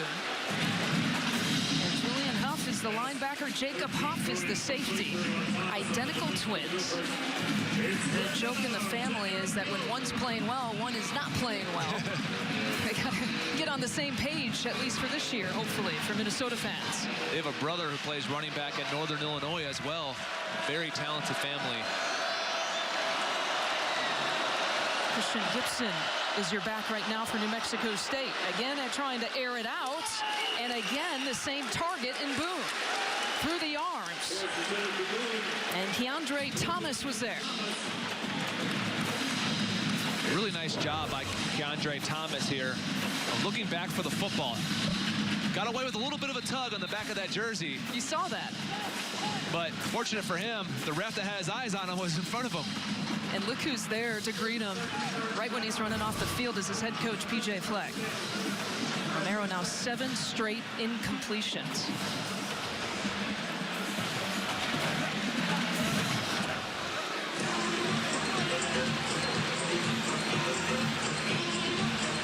We've seen your power rankings, James Laurinaitis. We saw your top 5. You said any one of those teams has a chance to win a Big Ten championship, and there you see where they're ranked here nationally with those 5. Yeah, the AP does not agree with my power rankings, but I'll tell you what, this is so impressive for the strength of the Big Ten Conference, which I believe is the strongest that it's ever been at this moment, not just with the talent level, but with the head coaches in the entire Big Ten. From top to bottom, there are guys that have pedigree, that have been known to turn around programs. And whenever you have a NFL caliber head coach at Illinois who's been struggling the last couple of years, it just shows you the strength of the conference. And we expect Lovie Smith to try to turn it around there in Champaign. Of course, the Big Ten on the outside looking in for the college football playoff last year. Winfield that time muffs the punt. Maybe he was thinking about his return the other time. Sunday, it's a marquee women's soccer matchup on BTN. The Gophers look to take down top-ranked Stanford. Don't miss women's soccer. That's Sunday at 1 Eastern on BTN. And, of course, streaming live on the Fox Sports app. Stanford, your defending national champ. Minnesota last year finishing 2nd in the regular season. It was a punt of 52 yards. As this Gopher offense will go back to work.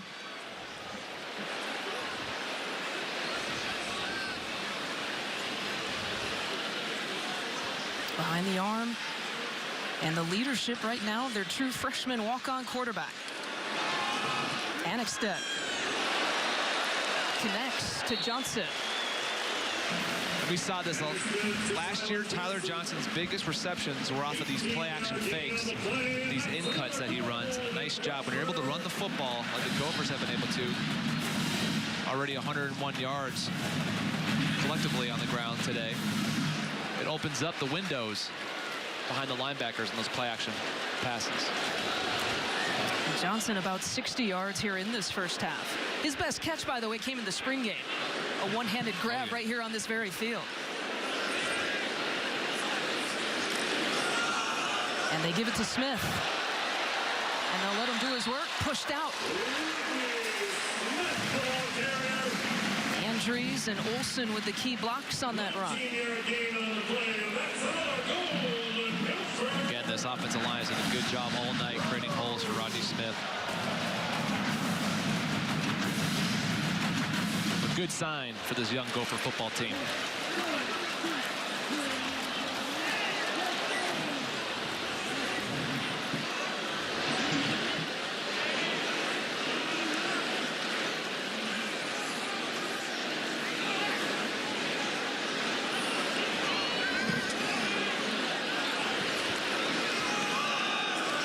To Smith, one-on-one, the stiff arm for the first down. They love running this play. They bring the tight end back across the line of scrimmage. Jake Paulson. What it does is Smith is able to cut back to where the tight end's going. 129 yards just in the first half. 13-yard gain. Annexstead back to throw. Intended for the freshman who bobbles it. Demetrius Douglas nearly brought it down. Shamad Lomax there on the coverage. Nice play there by Lomax. Clean pocket. Minnesota goes max protection with 7 people in the block. Lomax's arm getting up in there. Versatile player, Shamad Lomax. He's physical. He has corner talent. With Ray Buford coming moved him to safety, but he showed right there he can still play man coverage well on wide receivers. Nice play. Romero slings it, connects. Johnson has a wide open lane for the touchdown.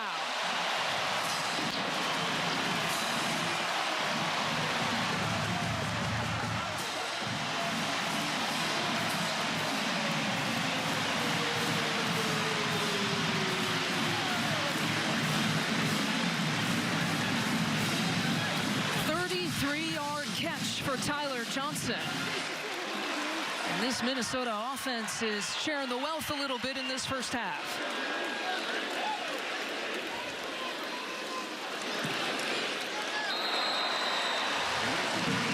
35-10, under a minute to play.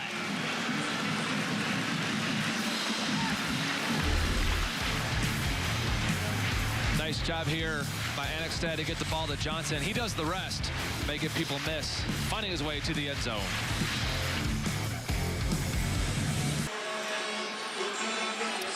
Reception yards for Johnson on that drive. What'd you like on this play? Well, he saw the blitz, and he's fading away from the pressure, giving Johnson the opportunity to run his route.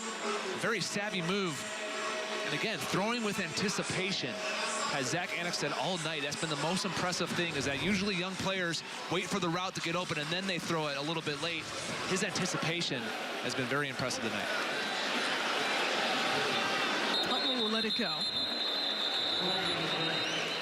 And so how do you grade out the true freshman in this first half?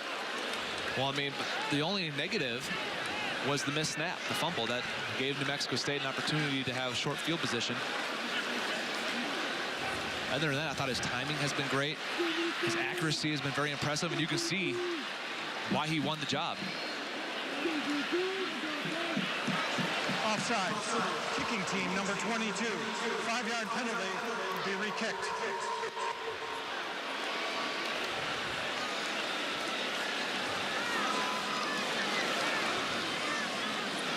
It's Benny Sapp III.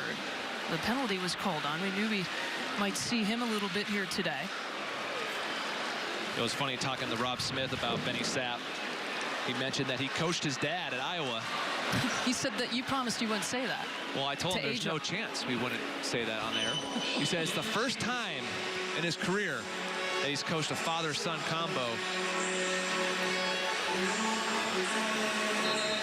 Now you just exposed his age. James Laurinaitis, Michelle McMahon, Lisa Byington with you. Minnesota, though, 28 unanswered points after trailing 10-7 in this first half.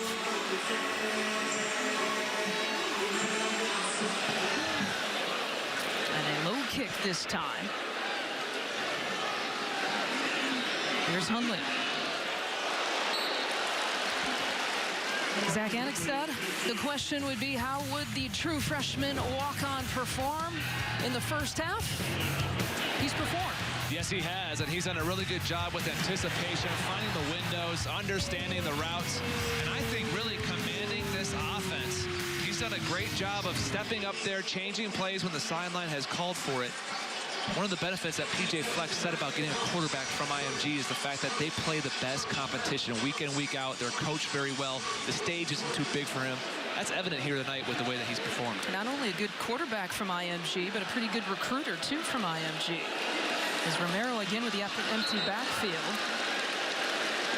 off the hands of his intended receiver, Christian Gibson, who had motioned out of the backfield. See that kind of formation a lot here with the Aggies. Use Huntley as a receiver, Christian Gibson as a receiver. Romero again.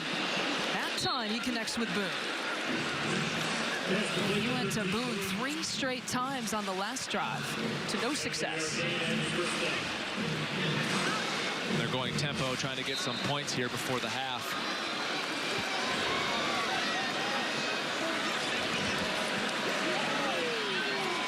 Again, keeps his feet in, and another first down. Boone once again. Terrell Smith playing off, giving a lot of cushion. It's an easy throw. easy rhythm throw when you play that far off. Gain of 11 across midfield. Romero looking to his left. Pass is complete. Royce Caldwell getting out of bounds to stop the clock at 26. We thought we'd see Royce Caldwell on offense a little bit tonight, a former wide receiver. You would think would be utilized in the receiving game a lot out of the backfield. It's his first action.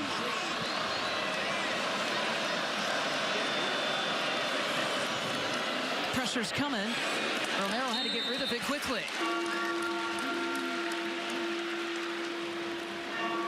Sam Renner applying it. One of the players awarded a scholarship by P.J. Fleck. Got it in the spring game a few months ago. Brings up a 3rd and 6 situation.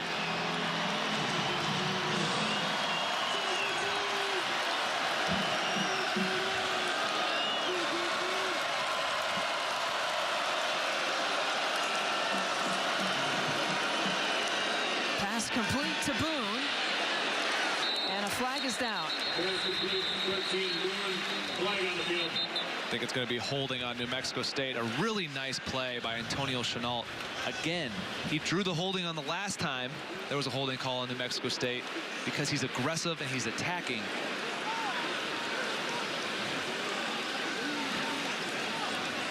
Well, he's got that mix where his coaches say he's got quick feet, but he's awful tough as well.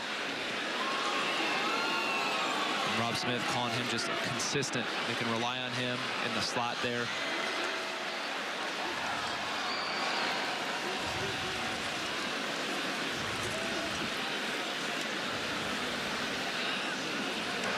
Personal foul. Clipping. Offense number 10. 10-yard penalty. 15-yard penalty from the end of the run. Repeat 3rd down. That's Isaiah Lottie, redshirt junior wide receiver. Well, that's a tough penalty too because they're in that situation where it could have been 4th and 4 or so. You might go for it. The plus 39, now you're backed up. 3rd and 19. Connecting in a hard tackle made well short of the first down. Keandre Thomas. Attacked by 31 Thomas. Again, you see those fists come up for the 4th down for Minnesota. End of the second quarter. End of the first half. The story for Minnesota. A true freshman walk-on quarterback getting support and performing in his first start in front of his hometown fans. But 28 unanswered points for Minnesota after trailing 10-7 in this first half. I've been impressed with both sides of the ball from Minnesota tonight. We've talked a lot about Annexstad. He's done a great job, but this Gophers defense, only giving up the touchdown because of the missed snap early in the game, has done a good job so far in this first half. Zach Annexstad, 10 of 16 in this first half, 162 yards, accounting for a couple of touchdowns. And this Minnesota offense showing a little creativity, too, running the Wildcat package for a couple of scores as well. Let's check in with Michelle, who's with P.J. Fleck. Lisa, thanks. Coach, 28 unanswered points to finish out the first half. But what did you see out of your young freshman quarterback, Zach Annexstad? Response, poise. You know, it wasn't easy for him. You know, he throws the ball in the middle of somebody's back, ball fumbles, runs right by him, and then he continues to respond. But that's why we picked him. That's what he is. He's going to make mistakes. We all know that. But the way he has, the composure he has and the poise he has the ability to respond. It's the story of youth on this team. You said this team's going to have to grow up fast. We're going to draw on your teaching experience here. How would you grade your team as a whole in the first? About a C, a D minus, D plus. I'll give him a D plus. D plus. Coach, thanks so much. Lisa, back to you. Wouldn't expect much, anything less from the head coach in game number 1. He's a hard grader, but his team leads right now at the half 35-10. We will take a quick timeout and send it to our guys in Chicago after this quick break.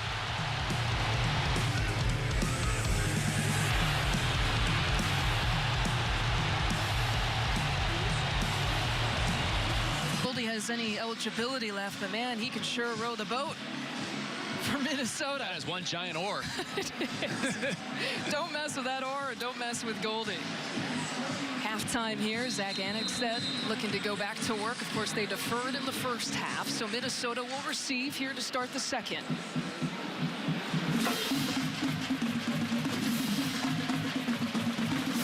It'll be the two backs who are back for Minnesota, Smith and Ibrahim. And Smith will take it. And is brought down just short of the 20-yard line. And let's check in with Michelle.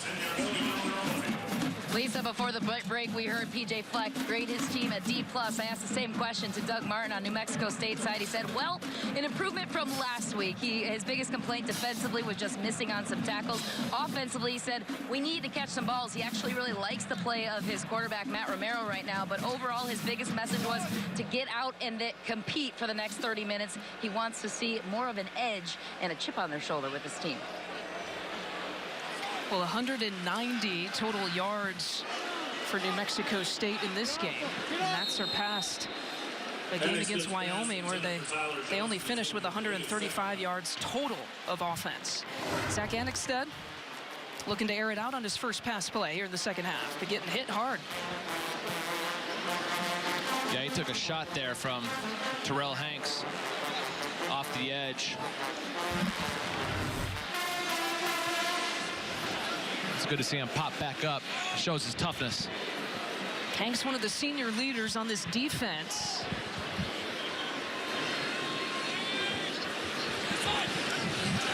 Second and 10. Annexstead was looking Smith's way. Pass intended for Rodney Smith, incomplete. You see, it was a slow start for Minnesota in the first quarter, just 7 points. In fact, they fell behind 10-7, and then something exploded in the second quarter. What was that? So I think you saw the freshman get comfortable. You saw some big plays. And once he settled in, and look at the rush yards. I mean, from 23 to 111. That makes a big difference. When you're able to run the football, it opens up those windows for your quarterback. 129 of those yards coming from Rodney Smith. He motions out. Pass complete to Bateman. Rashad Bateman, we saw one big catch that he made. That's a gain of 5. But again, Rashad Bateman, a Georgia native. You had already talked about in the first half that P.J. Fleck didn't even hesitate when he said he's going to be an All-American. Yeah, he said he's going to be an All-American. He's going to be one of those guys. He said that he was ahead of Corey Davis at this point in his career, which is high praise. Corey Davis, the first-round draft pick to the Tennessee Titans. Huntley is back to receive for New Mexico State. And he will work his way around, approaching the 50-yard line. And the flag's down.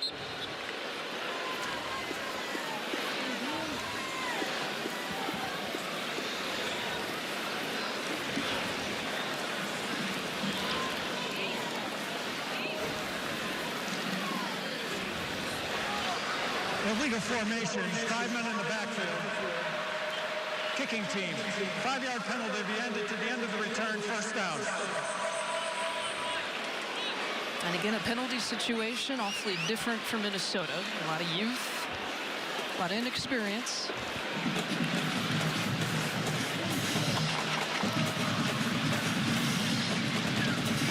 As Zach Annexstead on the phone chatting it up with his coaches.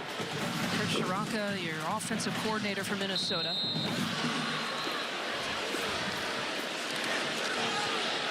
Hand off to Huntley. Will be brought down just short of the 40. Winfield and Cashman again there on the tackle. Gain of 5 for New Mexico State.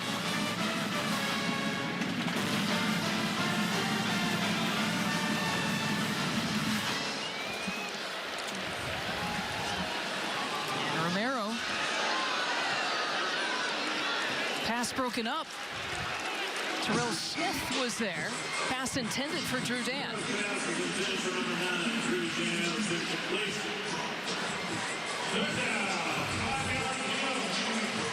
A really nice nice job here by Smith, playing through the football, recognizing that the receiver was looking back, turns his head around, and that's why there's no pass interference call. Empty set again for New Mexico State, getting tied up a little bit, no flag. Again, Dan, the intended receiver, and Keandre Thomas with the coverage.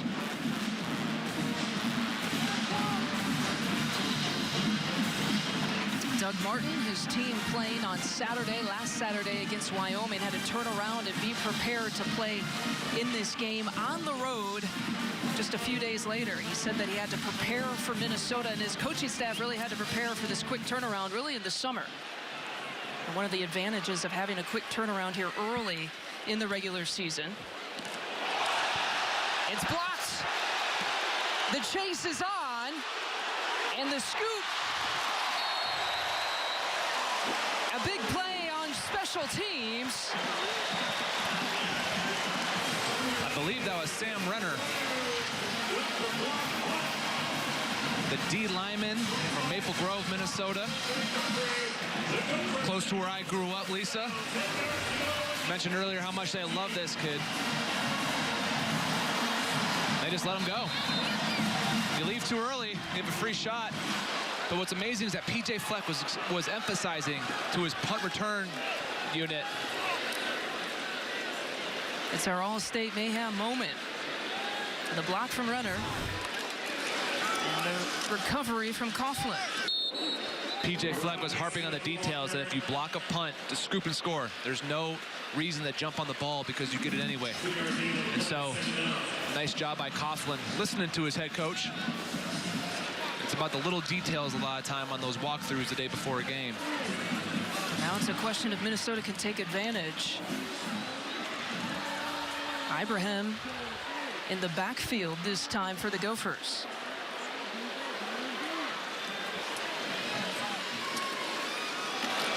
Hand off to Ibrahim. Hangs on. Some willing tacklers there as Hood was there first, getting his first start of this year. Gain of 3. Hood, one of the players on this defense for New Mexico State, getting a start because 5 defensive players, normal starters for the Aggies, either out because of injury or academic reasons. 3rd and 5 situation for Minnesota.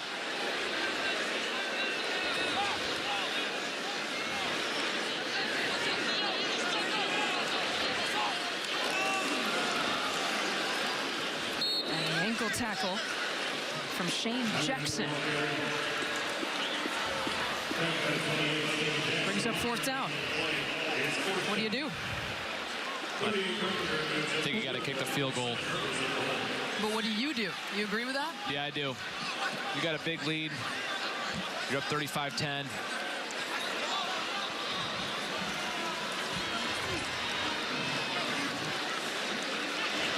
27-yard attempt.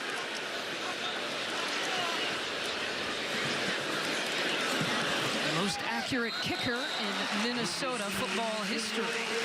Makes good on it. Well, this play, this field goal was set up by the special teams from the Gophers. There is a reason why Renner was given a scholarship. This is one of them.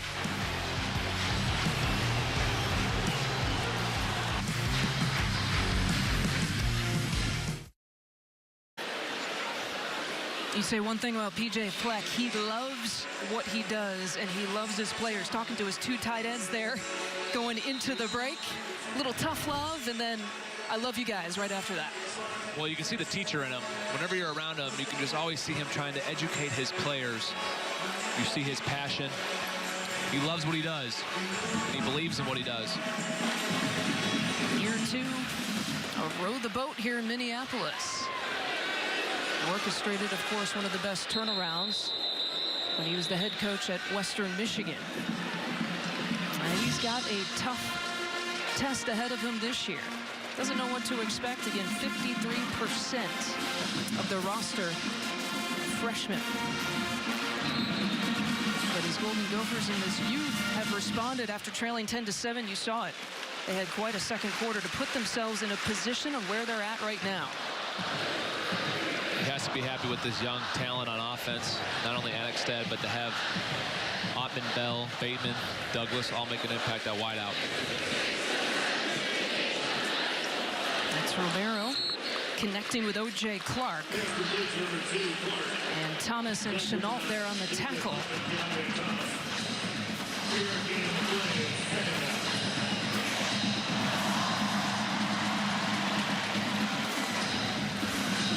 Smith and Cashman, both with 6 tackles total for Minnesota to lead the way here for the Gophers tonight. Chenault's not that far away. Breaking off a tackle. And brought down is Drew Dan. Pass completes at 9, Dan. Take the bump on the tackle. 24-yard gain of the first down. Dan 3 catches for 23 yards. Behind Lottie and Boone, who have over 50 receiving yards tonight for New Mexico State. Number 1, Huntley, the ball carrier.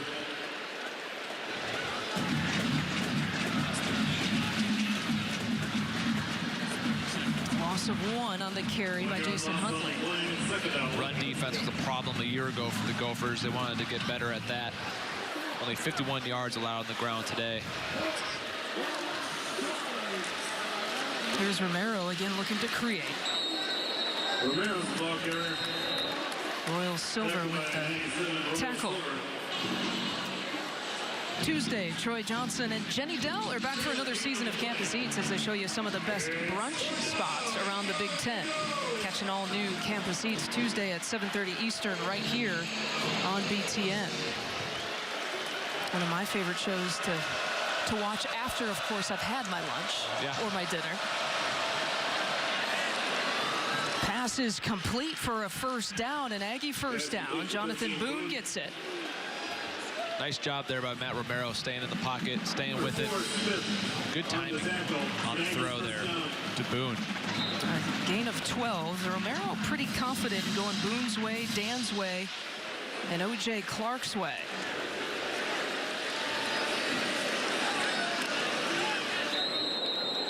And another quick pickup to Dan.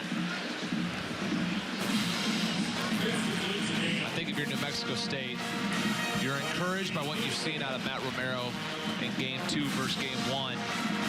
I know the scoreboard doesn't reflect that necessarily, but keep in mind, too, there's been a lot of drops by his wide receivers today. Romero fakes the handoff and runs right into guess who? Blake Cashman. Cashman has been all over it. Behind the line by Cashman. 5-yard loss on the play. That's Cashman's 3rd tackle for loss today. Just technique sound. Comes from a great high school program at Eden Prairie, coached by Mike Grant, son of the legendary Bud Grant, Vikings coach. 4 straight state titles in high school. 3rd down, Romero's got to create. There's a flag down. And his shoe's off. And we got a flag and a shoe in the backfield.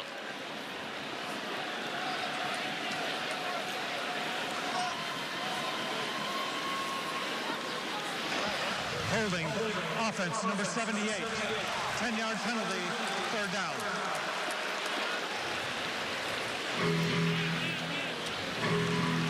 Brian Trujillo. The left guard for New Mexico State, number 78. And he's working there on Sam Renner. And a lot of times when you're engaged with somebody and the defender tries to throw, it's just natural to hold. Again, pushes them out of 4-down territory. Well, 3rd and 19. And he was down. They ruled Royce Caldwell down and well short of the first down. Odomewa making the big play for Minnesota. Rob Smith is high on Osezi Odomewa. So he's a talented edge rusher, but he wants to get him on some packages, have him work against guards. Boy, does he look the part. Winfield took one back in the first half. And won't get the chance to do it here in the third quarter. We will take a timeout. 38-10, your score in Minneapolis. Shorter days, cooler nights. But you find the true sign of autumn here on the lawns of these revered palaces across the Big Ten. Welcome back, football. We've missed you.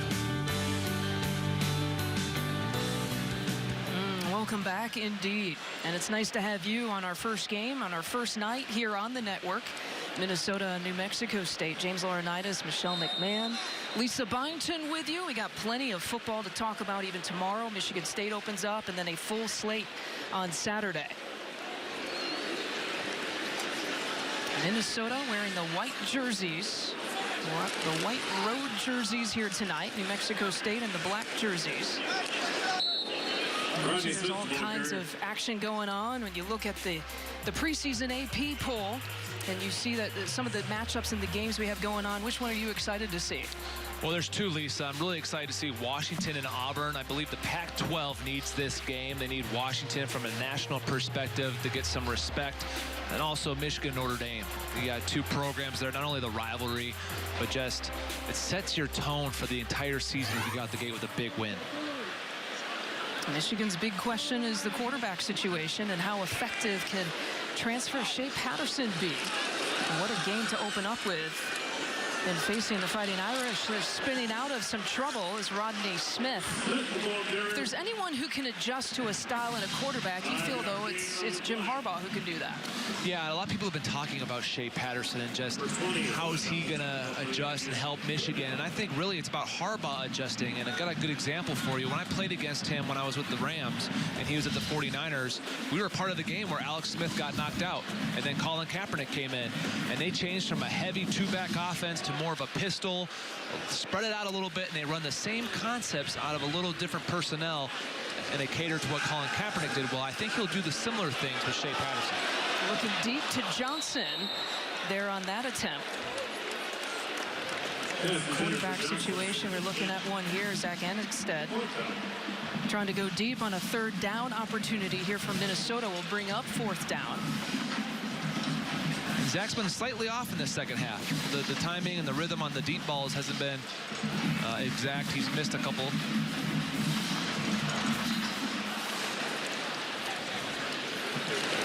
It's O.J. Clark back to receive.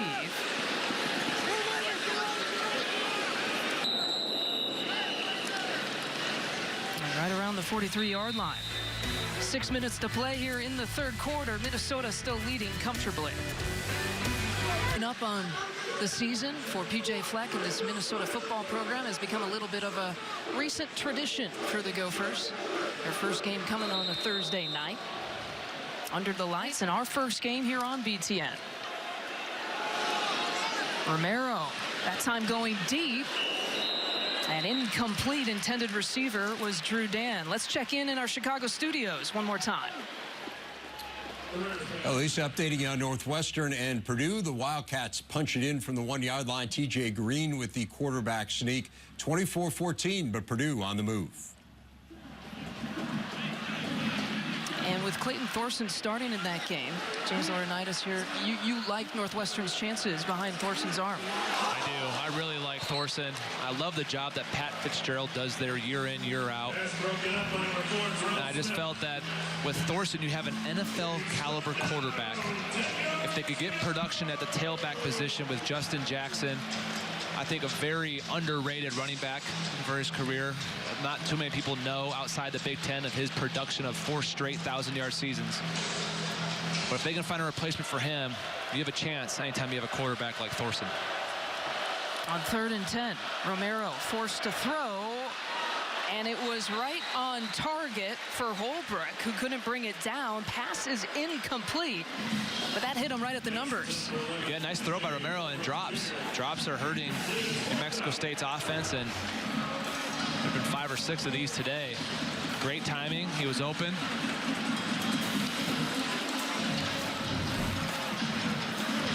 And so goes the disconnect with this New Mexico State offense. Antoine Winfield again back to receive. We'll let it roll into the end zone. 5:37, and we will take a timeout from Minneapolis. Featuring Trace McSorley and 10th ranked Penn State against Appalachian State. Plus, Maryland battles Texas on FS1, and Scott Frost era begins at Nebraska in prime time on Fox. It's all Saturday on BTN, FS1, and of course on Fox. College football is back.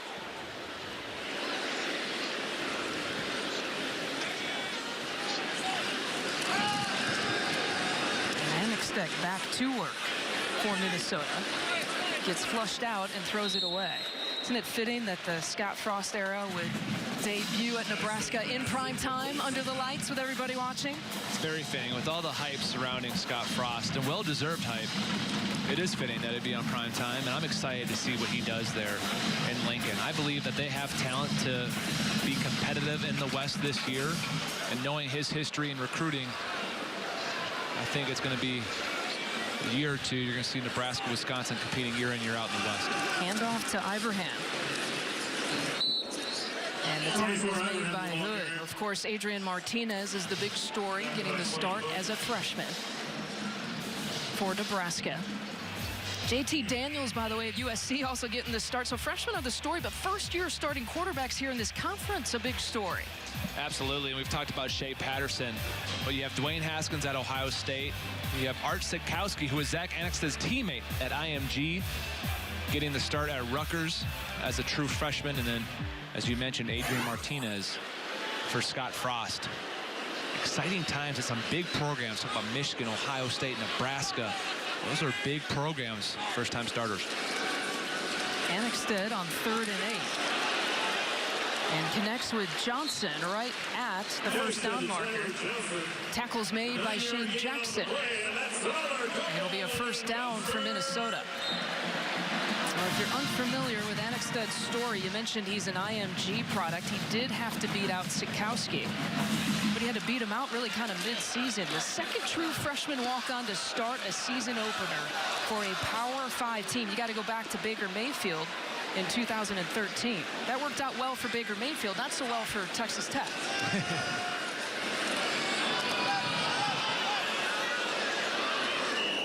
And a little bit of a mistimed throw and a route as DeMarcus Owens is on the coverage. It looked there like Autumn Bell did not really expect the ball. He ran his route and he saw that Owens had outside leverage, kind of gave up on the route, just threw the timing off. PJ Fleck talking about Bateman, Ottman, Bell, and Douglas. Says not a lot of people in the nation know about them.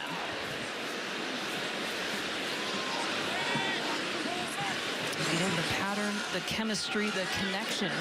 Here is Ottman Bell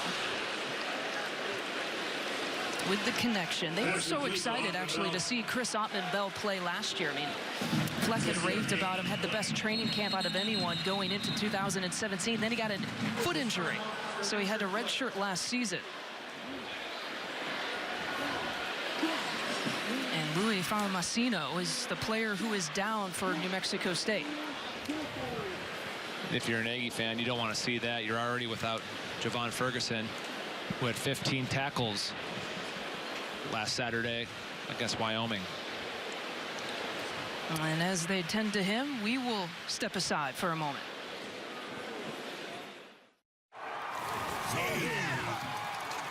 You seem to have your retirement all figured out. What's your secret? Physicians Mutual. Huh? Hey, we have them too. They're insurance pros. Really helped us out. They listen, they care. I've been a huge fan for 25 years. Well, I suppose even this guy knows about Physicians Mutual. Oh, yeah! My grandpa just retired. Hi, sweetie, I'm back. Hey, have you heard of Physicians Mutual? They're helping off Falamasino, tended to there on the field. And we resume action in a 3rd and 4 situation after a 6-yard gain on the last pass play for Minnesota. It was deflected and somehow fell into the arms of Rashad Bateman. Well, that's one way to catch a pass. Billy Knipp comes in for Famasino and gets his hand on the football in his first action of the night, and Bateman doesn't give up on it. Great concentration to stay with the play for the first down. Sometimes you need a little bit of luck. Pickup of 9. Rashad Bateman mentioned that he's the Georgia native. Minnesota got in early on the recruitment of Bateman. And then later he got some SEC offers and some ACC offers, but he stayed loyal here to the Gophers. Hand off to Smith. Across the 50.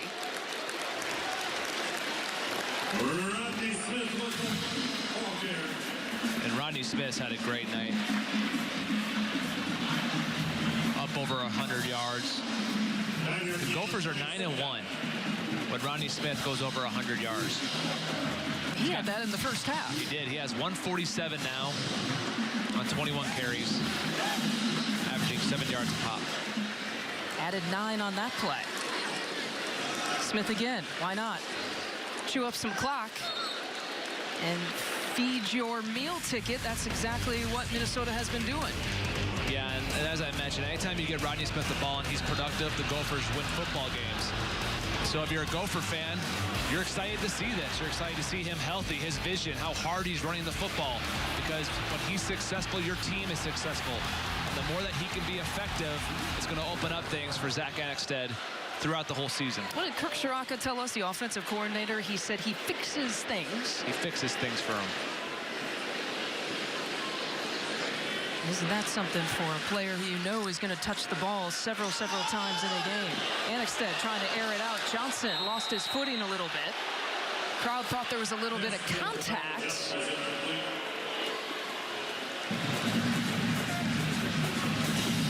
Minnesota being pretty balanced offensively today. The 192 pass yards and 161 on the ground. Talking to Kirk Shiraka, asking him what he wants out of this offense. He said he wanted to be extremely balanced. He said he wants to be able to win a football game, Lisa. Whether he has to put it through the air for 400 yards to win it or run it for 400, he wants to be able to have that flexibility.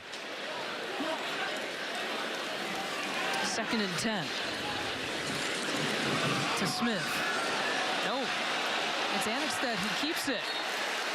Fooled me, and he takes it for the first down. Ron LaForce with the tackle. And Annexstad moving the chains, a 12-yard gain. Well, this coaching staff kept telling us that Zach is more athletic than people give him credit for. You see some of that right there. The confident decision. Kirk Shiraka said he wants out of his quarterback someone who's accurate, a confident decision maker, and has high functional intelligence. Annexstad showing the confident decision-making ability right there. Annexstad once again. Pass is complete. They're going to call it a catch for Bateman. There's your athletic move from the true freshman.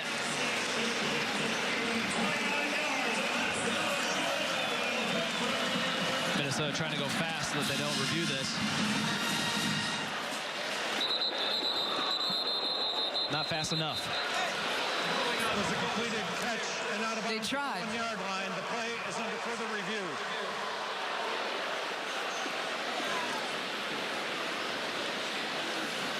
All he has to do is get a foot down. We will take a couple looks at this. It looked pretty. And again, the call on the field is that it was a catch. Well, a really nice job. It looks like that left. That's tough. Did the right toe come down first? Did the right foot come down first before the left? It almost looked like he stepped out of bounds before. All right, we'll bring in our rules analyst, Dick Honig. Looks like that white shoe touched the white sideline. Dick, what did you see? Yeah, at the 4.5 yard line, he stepped out of bounds without contact, which makes him ineligible to be the first to touch a pass. So it is an incompleted pass.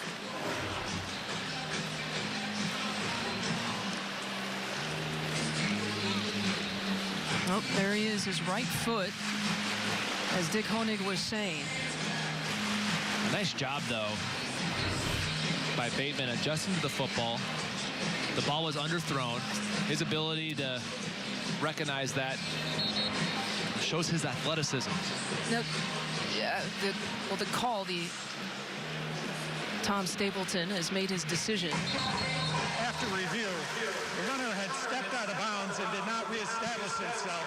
Therefore, it's an incomplete pass. It'll be 2nd down and 10 at the 30-yard line. And to put a period on that, Dick Honig, just want to explain to our viewers the difference from being pushed out of bounds and going out of bounds on your own volition.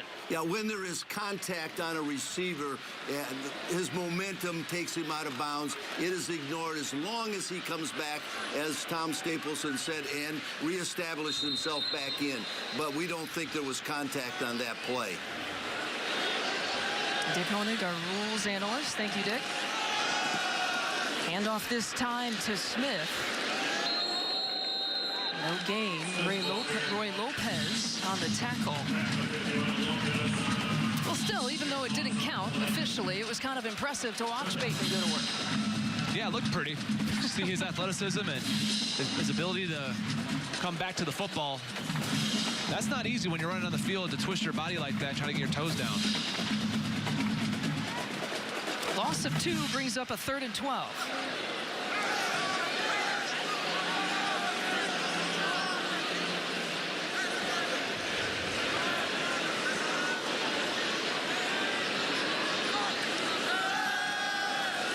Annexted being pressured.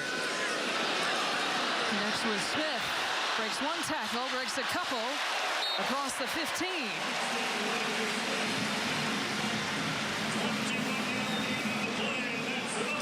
Maxon Owens on the tackle. Nice play call by Kirk Shiraka there with the screen on 3rd and long. And Code Kieft is the player who's down for Minnesota after a gain of 21. In this tight end position, so important for P.J. Fleck. Kieft and Paulson. We saw the head coach talk to both of them earlier on the sideline. Of course, the graduation of Brandon Lincoln and Nate Wozniak. They're asked to do a lot, Lisa. They're asked to block at the point of attack a bunch. They're asked to come back and block on defensive ends. As PJ was talking to us, they're asked to insert on linebackers a lot of time. You have to be a really tough dude to play tight end for PJ Fleck. Kieft is that. He's been battling with an ankle through camp. They didn't know if he was going to go tonight. Shows his toughness to battle through it. There's a look at Jake Paulson. And Paulson got a majority of the work in yesterday's practice over Kieft.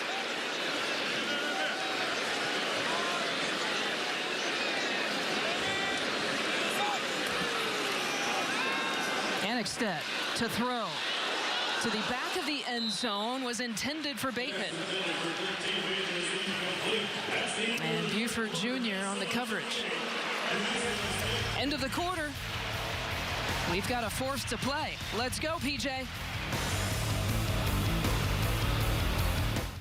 This is the first time that you're actually watching a game, but you got to play here in the NFL. Yep, got to play against the Vikings when they were building US Bank Stadium. We did not win that game, Lisa. Regardless, it's always cool to go back and play in your home state.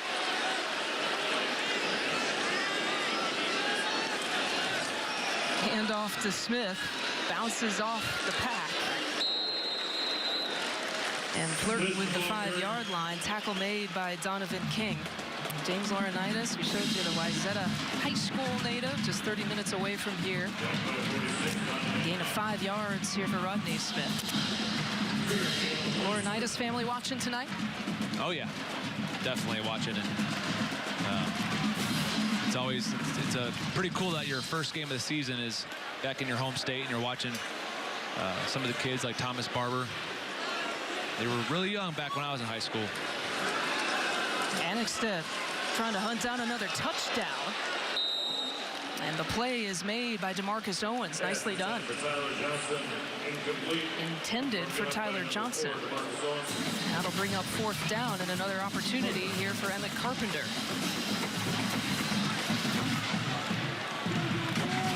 Johnson, the leading receiver. It's a 100-yard receiving game for him. 23-yard attempt officially. The Gophers are going to get 100+ yard gains out of Smith and Johnson. They're going to win a lot of those.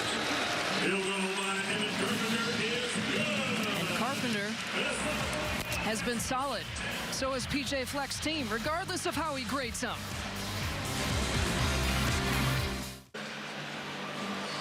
Well, in that commercial break, the athletic training staff has been tending to their quarterback, Zach Anixted, in that left shoulder. That's what they've been looking at. Ever since he came out, we think it might have happened here on this play. Well, you can see here on the zone read, when he takes the ball himself, he dives forward, bounces on the turf, right on his left shoulder. And as he gets up here, you can see him grimacing in pain. And what you saw there with the doctor putting the arm across his chest, they're testing AC joint. They're trying to see if he can pull against it. And from somebody who's sprained both of those, it's speaking from experience. Speaking from experience, it's painful, but it's also something that you're thankful it's his left shoulder and not his right. Let's check in with Dave Revston for another Purdue Northwestern update. Lisa, has been a wild first half in West Lafayette. Jeremy Larkin running the read option. The running back takes it in for Northwestern. He's near 100 yards in the first half. 31-17, not even at the break yet. Larkin, of course, getting all kinds of extra reps this year after the graduation of Justin Jackson, as you had mentioned, maybe one of the more underrated backs across the country last year. Very durable back for Northwestern. Scrambling is Romero, and pass is broken up by Cashman again. And Coughlin applying the pressure. Coughlin, Cashman played high school together at Eden Prairie. There's a lot of Eden Prairie kids on this team. It's a powerhouse program. Mike Grant has done a phenomenal job. Hard hit, breaks up the pass. And again, guess who? It's been Cashman's night. He's been all over the place. 8 tackles, a sack, 4 tackles for loss, a couple pass breakups. That's a pass breakup just by physicality. We've told his story, was a walk-on, now turned starter. And one of the surprise players is a flag, couple of flags. False start offense, number 78. 5-yard penalty, 3rd down. Brian Trujillo, the left guard for New Mexico State. Again, if you're unfamiliar with the Aggies story, they lost their quarterback from last year, their top running back, their top receiver. Jaleel Scott, a 6'5", 218-pound wide receiver, was an incredible target in the red zone. They connect to Hundley. Jason Hundley was the backup running back last year. And Lisa, they're not just replacing starters, they're replacing Tyler Rogers, who is second in career passing yards for the Aggies. They're replacing Larry Rose, who's second in career rushing yards for the Aggies. And you mentioned Jaleel Scott, drafted in the 4th round to the Baltimore Ravens. These are impactful players for them. And you can see with the receiver group having all those drops, they're really looking for somebody to emerge out of that room to try to replace Jaleel's production. New Mexico State team that finished last year 7-6 overall. They had to win their last game of the regular season against South Alabama to even become bowl eligible. And New Mexico State, though, a slow start to the 2018 season. Making the right play, presented by Rocket Mortgage, by Quicken Loans. It was the punt return. Antoine Winfield taking it 76 in the first half. We see his return ability here, his toughness, breaking 5 tackles on his way to the end zone. Not only doing it on special teams, but 5 tackles as well tonight, lining up at multiple different positions. A dynamic playmaker for these Gophers. And back at quarterback is Zach Anixted.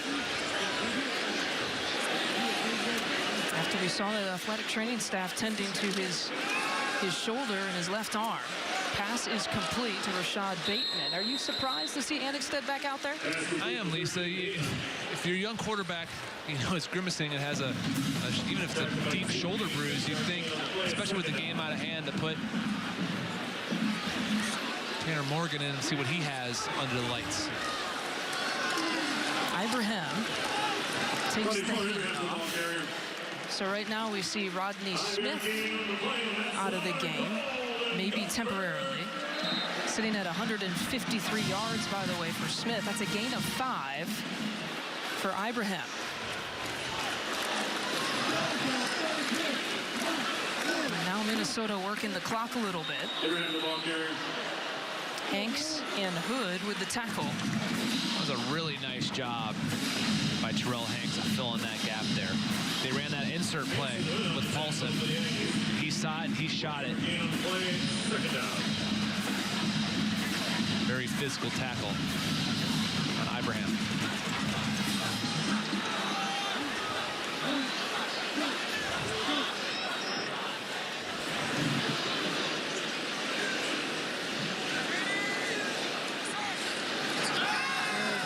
Annexstad with a little bit of time. Pass was deflected, though.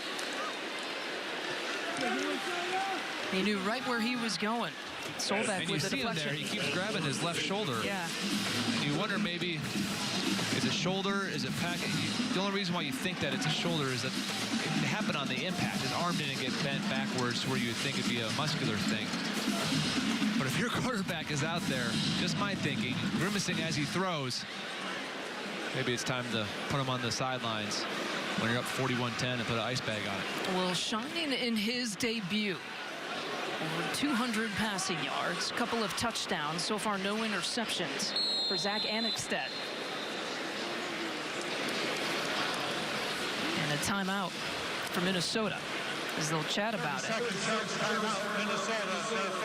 And as PJ Fleck talks to his team, we will take our own timeout. Here to help life go right.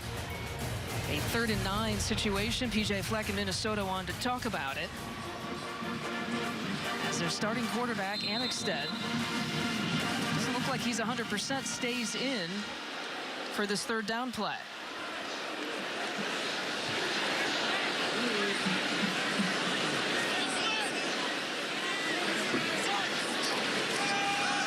And the handoff to Ibrahim, who gets tripped up just short of the 1st down marker.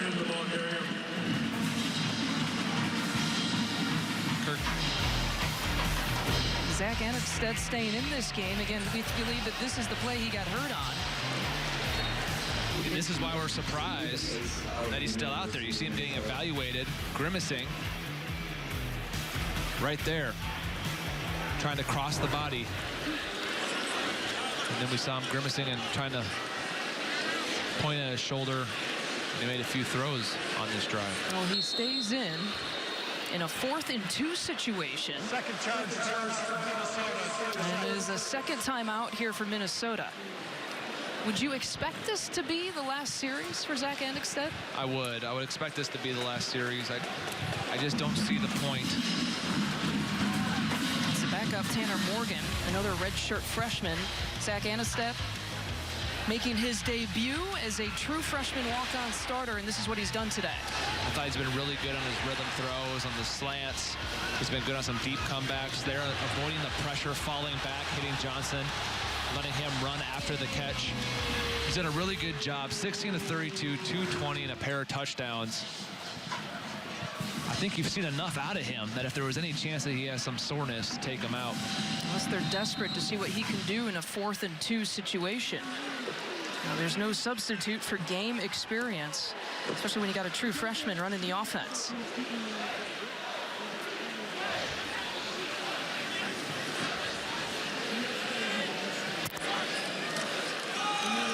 And the handoff to Ibrahim, who does a nice job in gaining the 1st down. And Ibrahim is the running back who's actually stayed in this series. We haven't seen Rodney Smith. No, we haven't. Ibrahim was the scout team player of the year last year for the Gophers. giving them a great look while he redshirted.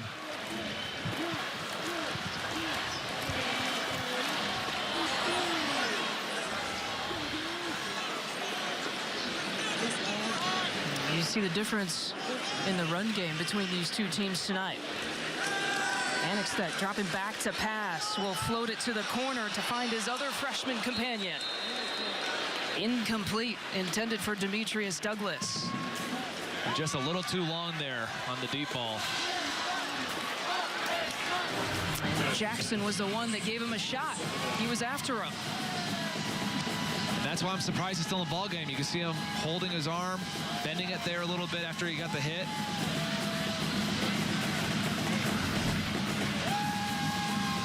Second and 10. Still no move for his quarterback, for PJ Fleck. And I know he's tough. We know he's competitive. Handoff now to Bryce Williams, who's getting his first carry. Helmet is off. Billy Nip. That's the helmet, and he'll have to sit out a down. A gain of 2. So our first look at Bryce Williams, a freshman running back. There's number 21. Of course, all of these players getting a little bit more time with Shannon Brooks out with the injury. Suffered in the offseason. Now a 3rd and 8 situation.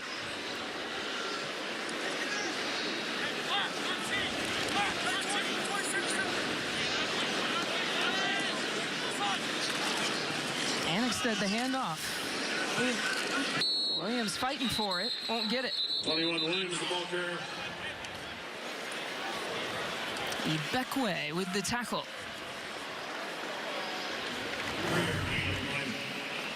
And we just mentioned we hadn't seen Rodney Smith.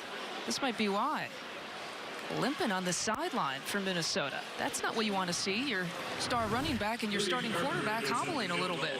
No, you don't want to see that at all. And PJ Fleck was telling us yesterday that they were going to monitor his touches basically just by feel. And that right there tells you, get him out of the game as soon as possible.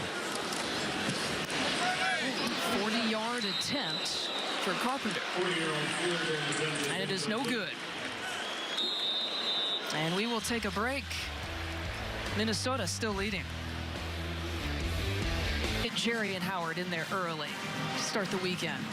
Work early there in the studio. Hey, in the break, this is what we saw. Tanner Morgan warming up. He's the backup quarterback. Warming up with Seth Green, number 17. Tanner Morgan, by the way, the only scholarship quarterback on the roster.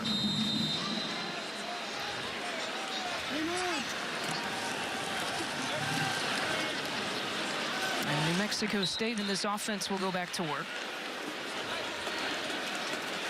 Thomas Rush on the tackle there for Minnesota. True freshman from Marysville, Ohio. A gain of 9. Brings up 2nd and 1. Handoff to Caldwell. And Caldwell has been one of those leaders you ask this coaching staff. They've needed it from Huntley. They've needed it from Caldwell. This is a program, again, trying to build off of a lot of success from last year. And the challenge is now of actually being an independent, which is one of the reasons why Doug Martin finds himself in this situation, playing a couple of games in really less than a week.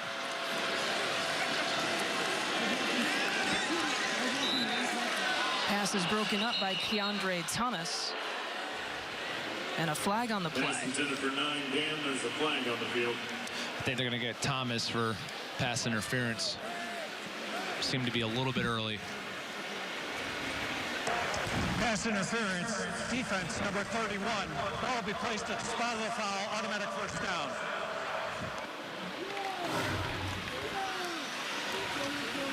As you see there, that left arm draped around the back of Dan.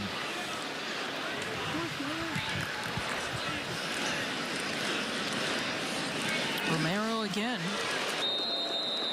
And it's Thomas again making the play. A reminder tomorrow, Brian Lewerke and the 11th ranked Spartans take the field for battle when they open the season against Utah State. Big Ten football presented by Taco Bell. Tomorrow at 7 Eastern right here on BTN. Brendan Gaudin, Glenn Mason, and Elise Menaker will be on the call for that one. And Romero goes down in the backfield as Rush made quite a rush. The true freshman linebacker with a couple of tackles on this first action in college football. Nice job there on the sack. A loss of 7. Now 3rd and 11. Aggies have found themselves in a lot of 3rd and long situations, and it's going to be another call against Thomas. Well, there's 3 flags on the play, so they must have all seen the same thing. I think it's going to be pass interference once again. Well, they're kind of right in a row, too. You pick up Pass 1, pick up 2. Defense number 31. 15-yard penalty, automatic first down. Well, they get all 3. And when the ball's underthrown like this, Lisa, it's hard for a defender to know that and to stop your momentum. He turns his head back, but at that point, his arms are around the receiver. Victim to the underthrown ball. Romero stepping up. And a tackle made by Rush. Romero tackled by number 8, Thomas Rush. Thomas Rush, one of the players who enrolled early in January. And at the time, P.J. Fleck had said this kid will play this year. Out of Marysville High School, out of Columbus, Ohio. James Laurinaitis. Yes, about 10 miles down Route 33 from me in Columbus. Now flirting and stretching, that last effort gives him the first down. And it's Dan making the play. Thomas with the tackle. Gain of 9, and they move the chains for New Mexico State.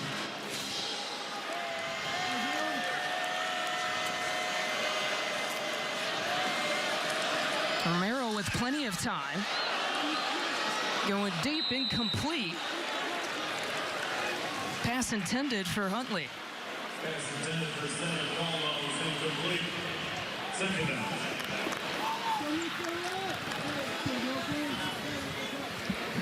Take a look at the upcoming schedule here. Minnesota has Fresno State, Miami, Ohio, at Maryland, Iowa, and then at Ohio State.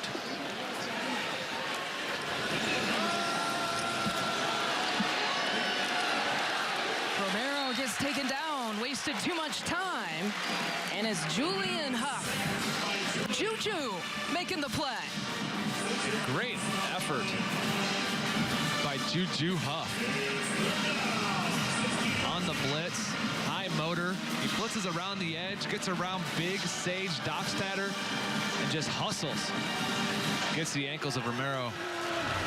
Rob Smith told us that nobody has grown more in their culture than Juju Huff.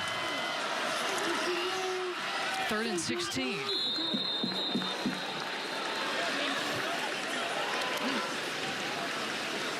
Pass intended for Dan is incomplete.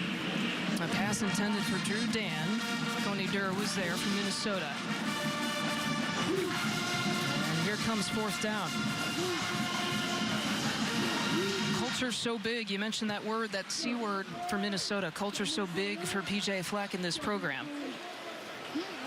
It's what he stands his solid ground on. It's what he attributes his success to Western Michigan.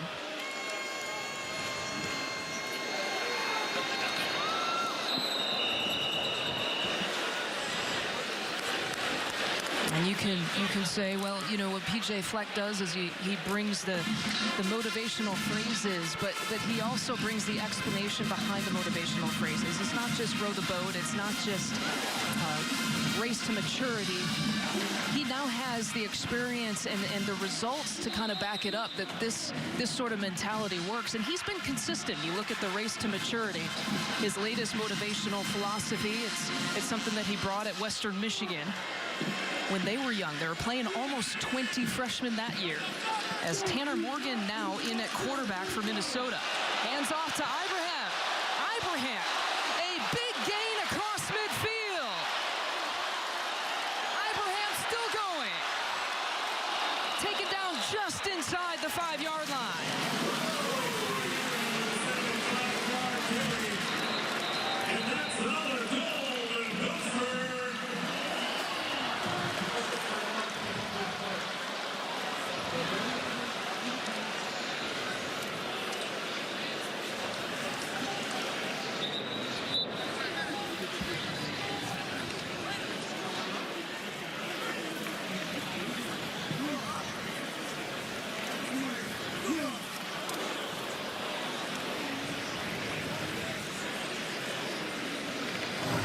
74 yards. We'll look at the end of this one.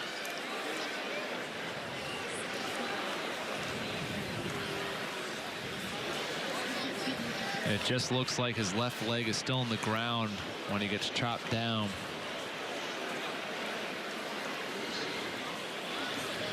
You hope it's nothing serious. Coaching staff very high on Mohammed Ibrahim.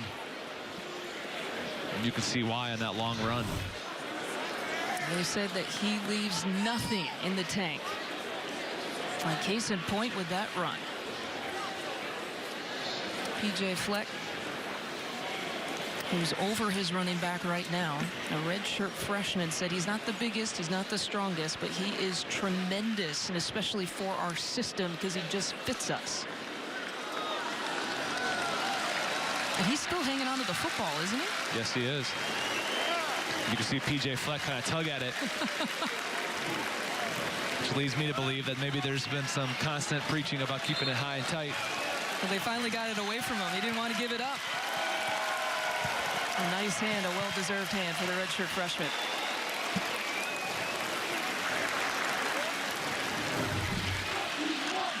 $74 yards, let's look at it. Yeah, you just see him, a big gaping hole up the middle. And this is what I love here at the end of this run. Stutter step, stiff arm. He's trying to make this a house call. He wasn't satisfied with just the explosive run. He wanted the touchdown. Gotta love the effort out of the redshirt freshman. Well, now it's Bryce Williams who's in the backfield. And again, Tanner Morgan is your quarterback. Bryce Williams had 1,500 yards as a senior out of Florida. He could pick up his first career touchdown if he plays his cards right.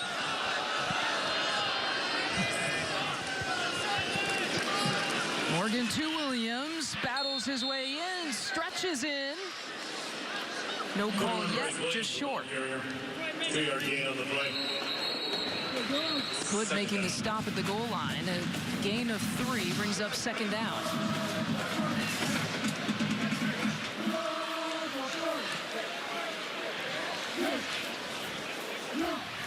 This time a New Mexico State player. Miles Veen is the player down. And if you're an Aggie fan, you don't want to see this. You're already thin on defense.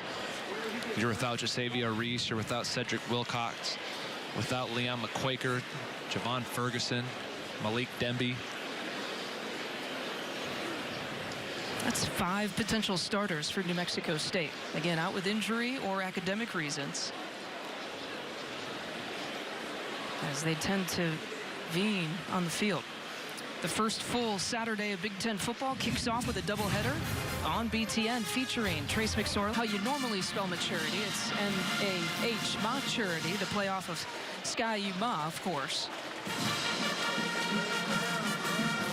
But his philosophy is maturity is defined when what you have to do becomes what you want to do.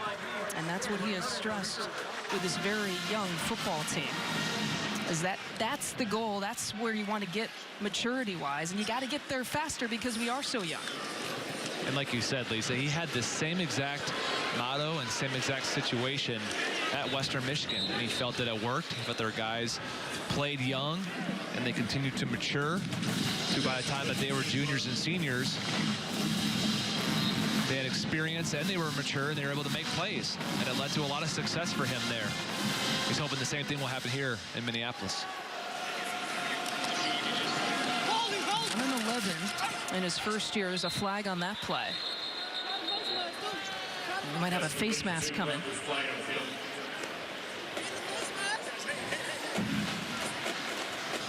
I think it's going to be a hold on Drew Dan.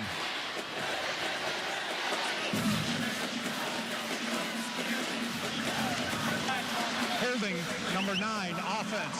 10-yard penalty from the spot of the foul, first downs. Well, goodness, James Laurinaitis, you've been right all night. This TV thing might be working out for you. I always tried to manipulate with the refs, so I have a pretty good understanding of what they're calling.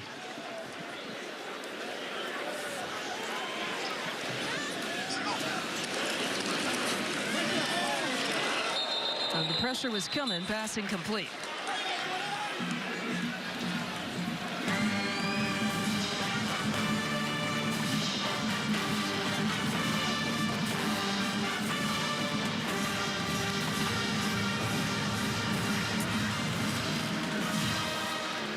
A comfortable lead, a lead that grew in the second quarter. That really was kind of the difference maker here tonight for Minnesota.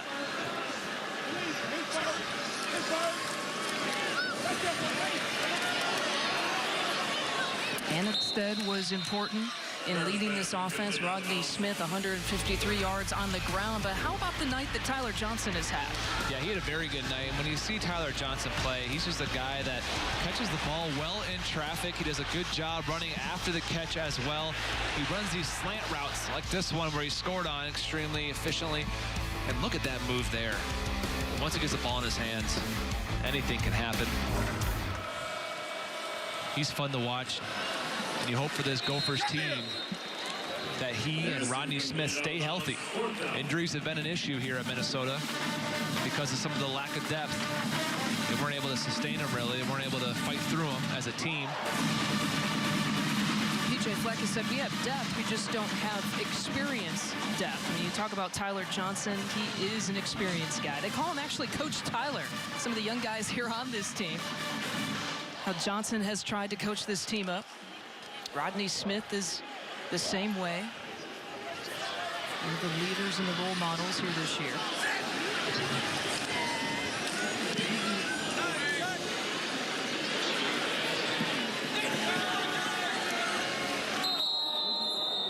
We showed you a bit of what is to come for Minnesota. Next game is home to Fresno State.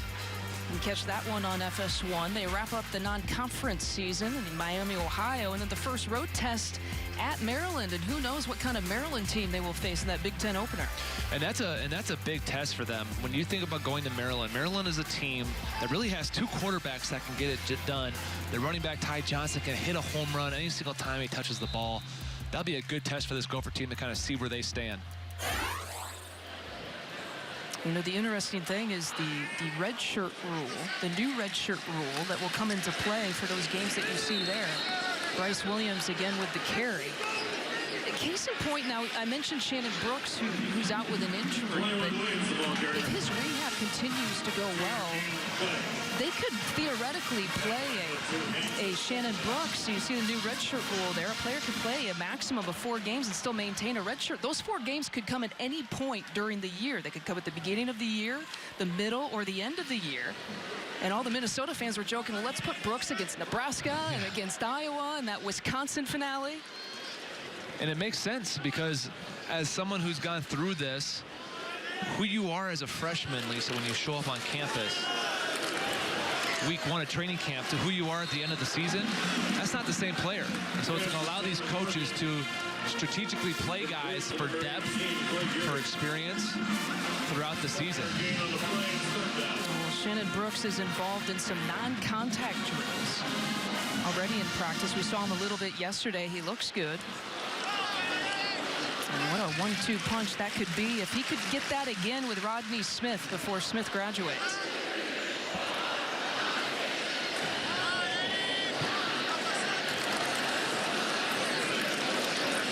Williams just kind of snuck in underneath the tackles for the first down. But not just with Shannon Brooks, but this team as a whole is something that this Minnesota coaching staff is going to have to learn to handle. Who do we redshirt when do we use them? Do we even redshirt them this year?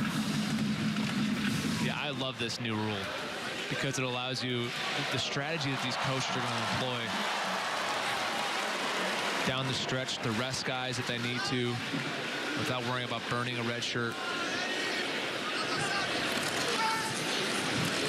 2 minutes left in this one again to Williams. Rockland with the tackle.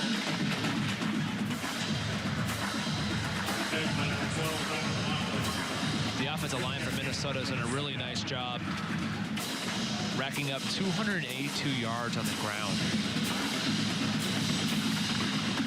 No sacks to an aggressive Frank Spaziani defense. Really nice job by the O-line.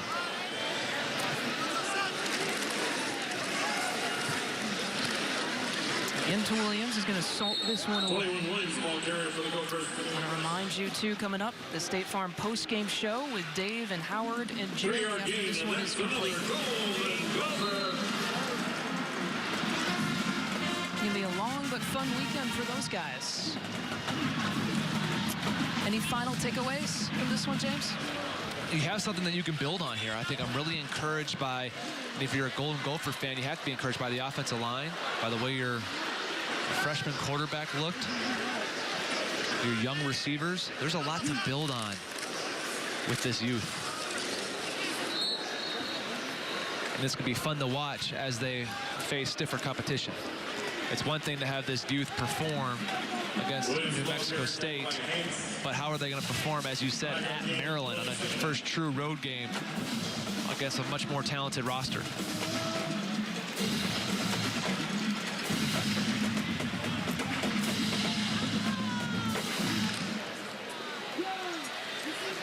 Tanner Morgan, again, we heard Michelle's report early in the game of how supportive he has been to Zach Anixted, who is given the starting job tonight. And we are now in victory mode officially for the Gophers. Back-to-back years, PJ Fleck has won his opener. Buffalo last year. And a 48-10 victory tonight against New Mexico State. Final score, 48-10. University of Minnesota Gophers. And from his quarterback, Zach Anixted, 16 of 33, 220 yards, a couple of touchdowns and no interceptions. Now they got to keep their quarterback, their top running back, and their backup running back, for that matter, healthy. Let's check in with Michelle. Lisa, thanks, Coach. You had at least 24 freshmen and redshirt freshmen see action today. What did you learn about your youthful group in game one? We're going to have to be a complete team to have success this year, and we're going to have, those young kids are going to have to grow up. But complete team effort tonight, whether it was a block punt, whether it was an interception, punt return, whether it was our offense, our defense, complete team effort. Got a lot of kids in today, which was really important for us to do. A lot of kids got experience, and we're going to need it as we keep going through this schedule. And you're going to need a player like Zach Anixted to grow up the quickest, perhaps, as a freshman walk-on in that quarterback position. Why did he impress you tonight? He did some good. He did not so good. But again, I love his resolve. I love his resiliency. Keeps his oar in the water. Just continues to row the boat. And he's going to keep getting better. Coach Fleck, thanks so much for the time. Lisa. All right, thank you, Michelle. Again, 48-10 is your final. Zach Anixted picking up his first win as the starting quarterback for Minnesota. The State Farm postgame show is next with Dave Revson. For Michelle McMahon, I'm Lisa Byington, and for James Laurinaitis. Thanks for joining us.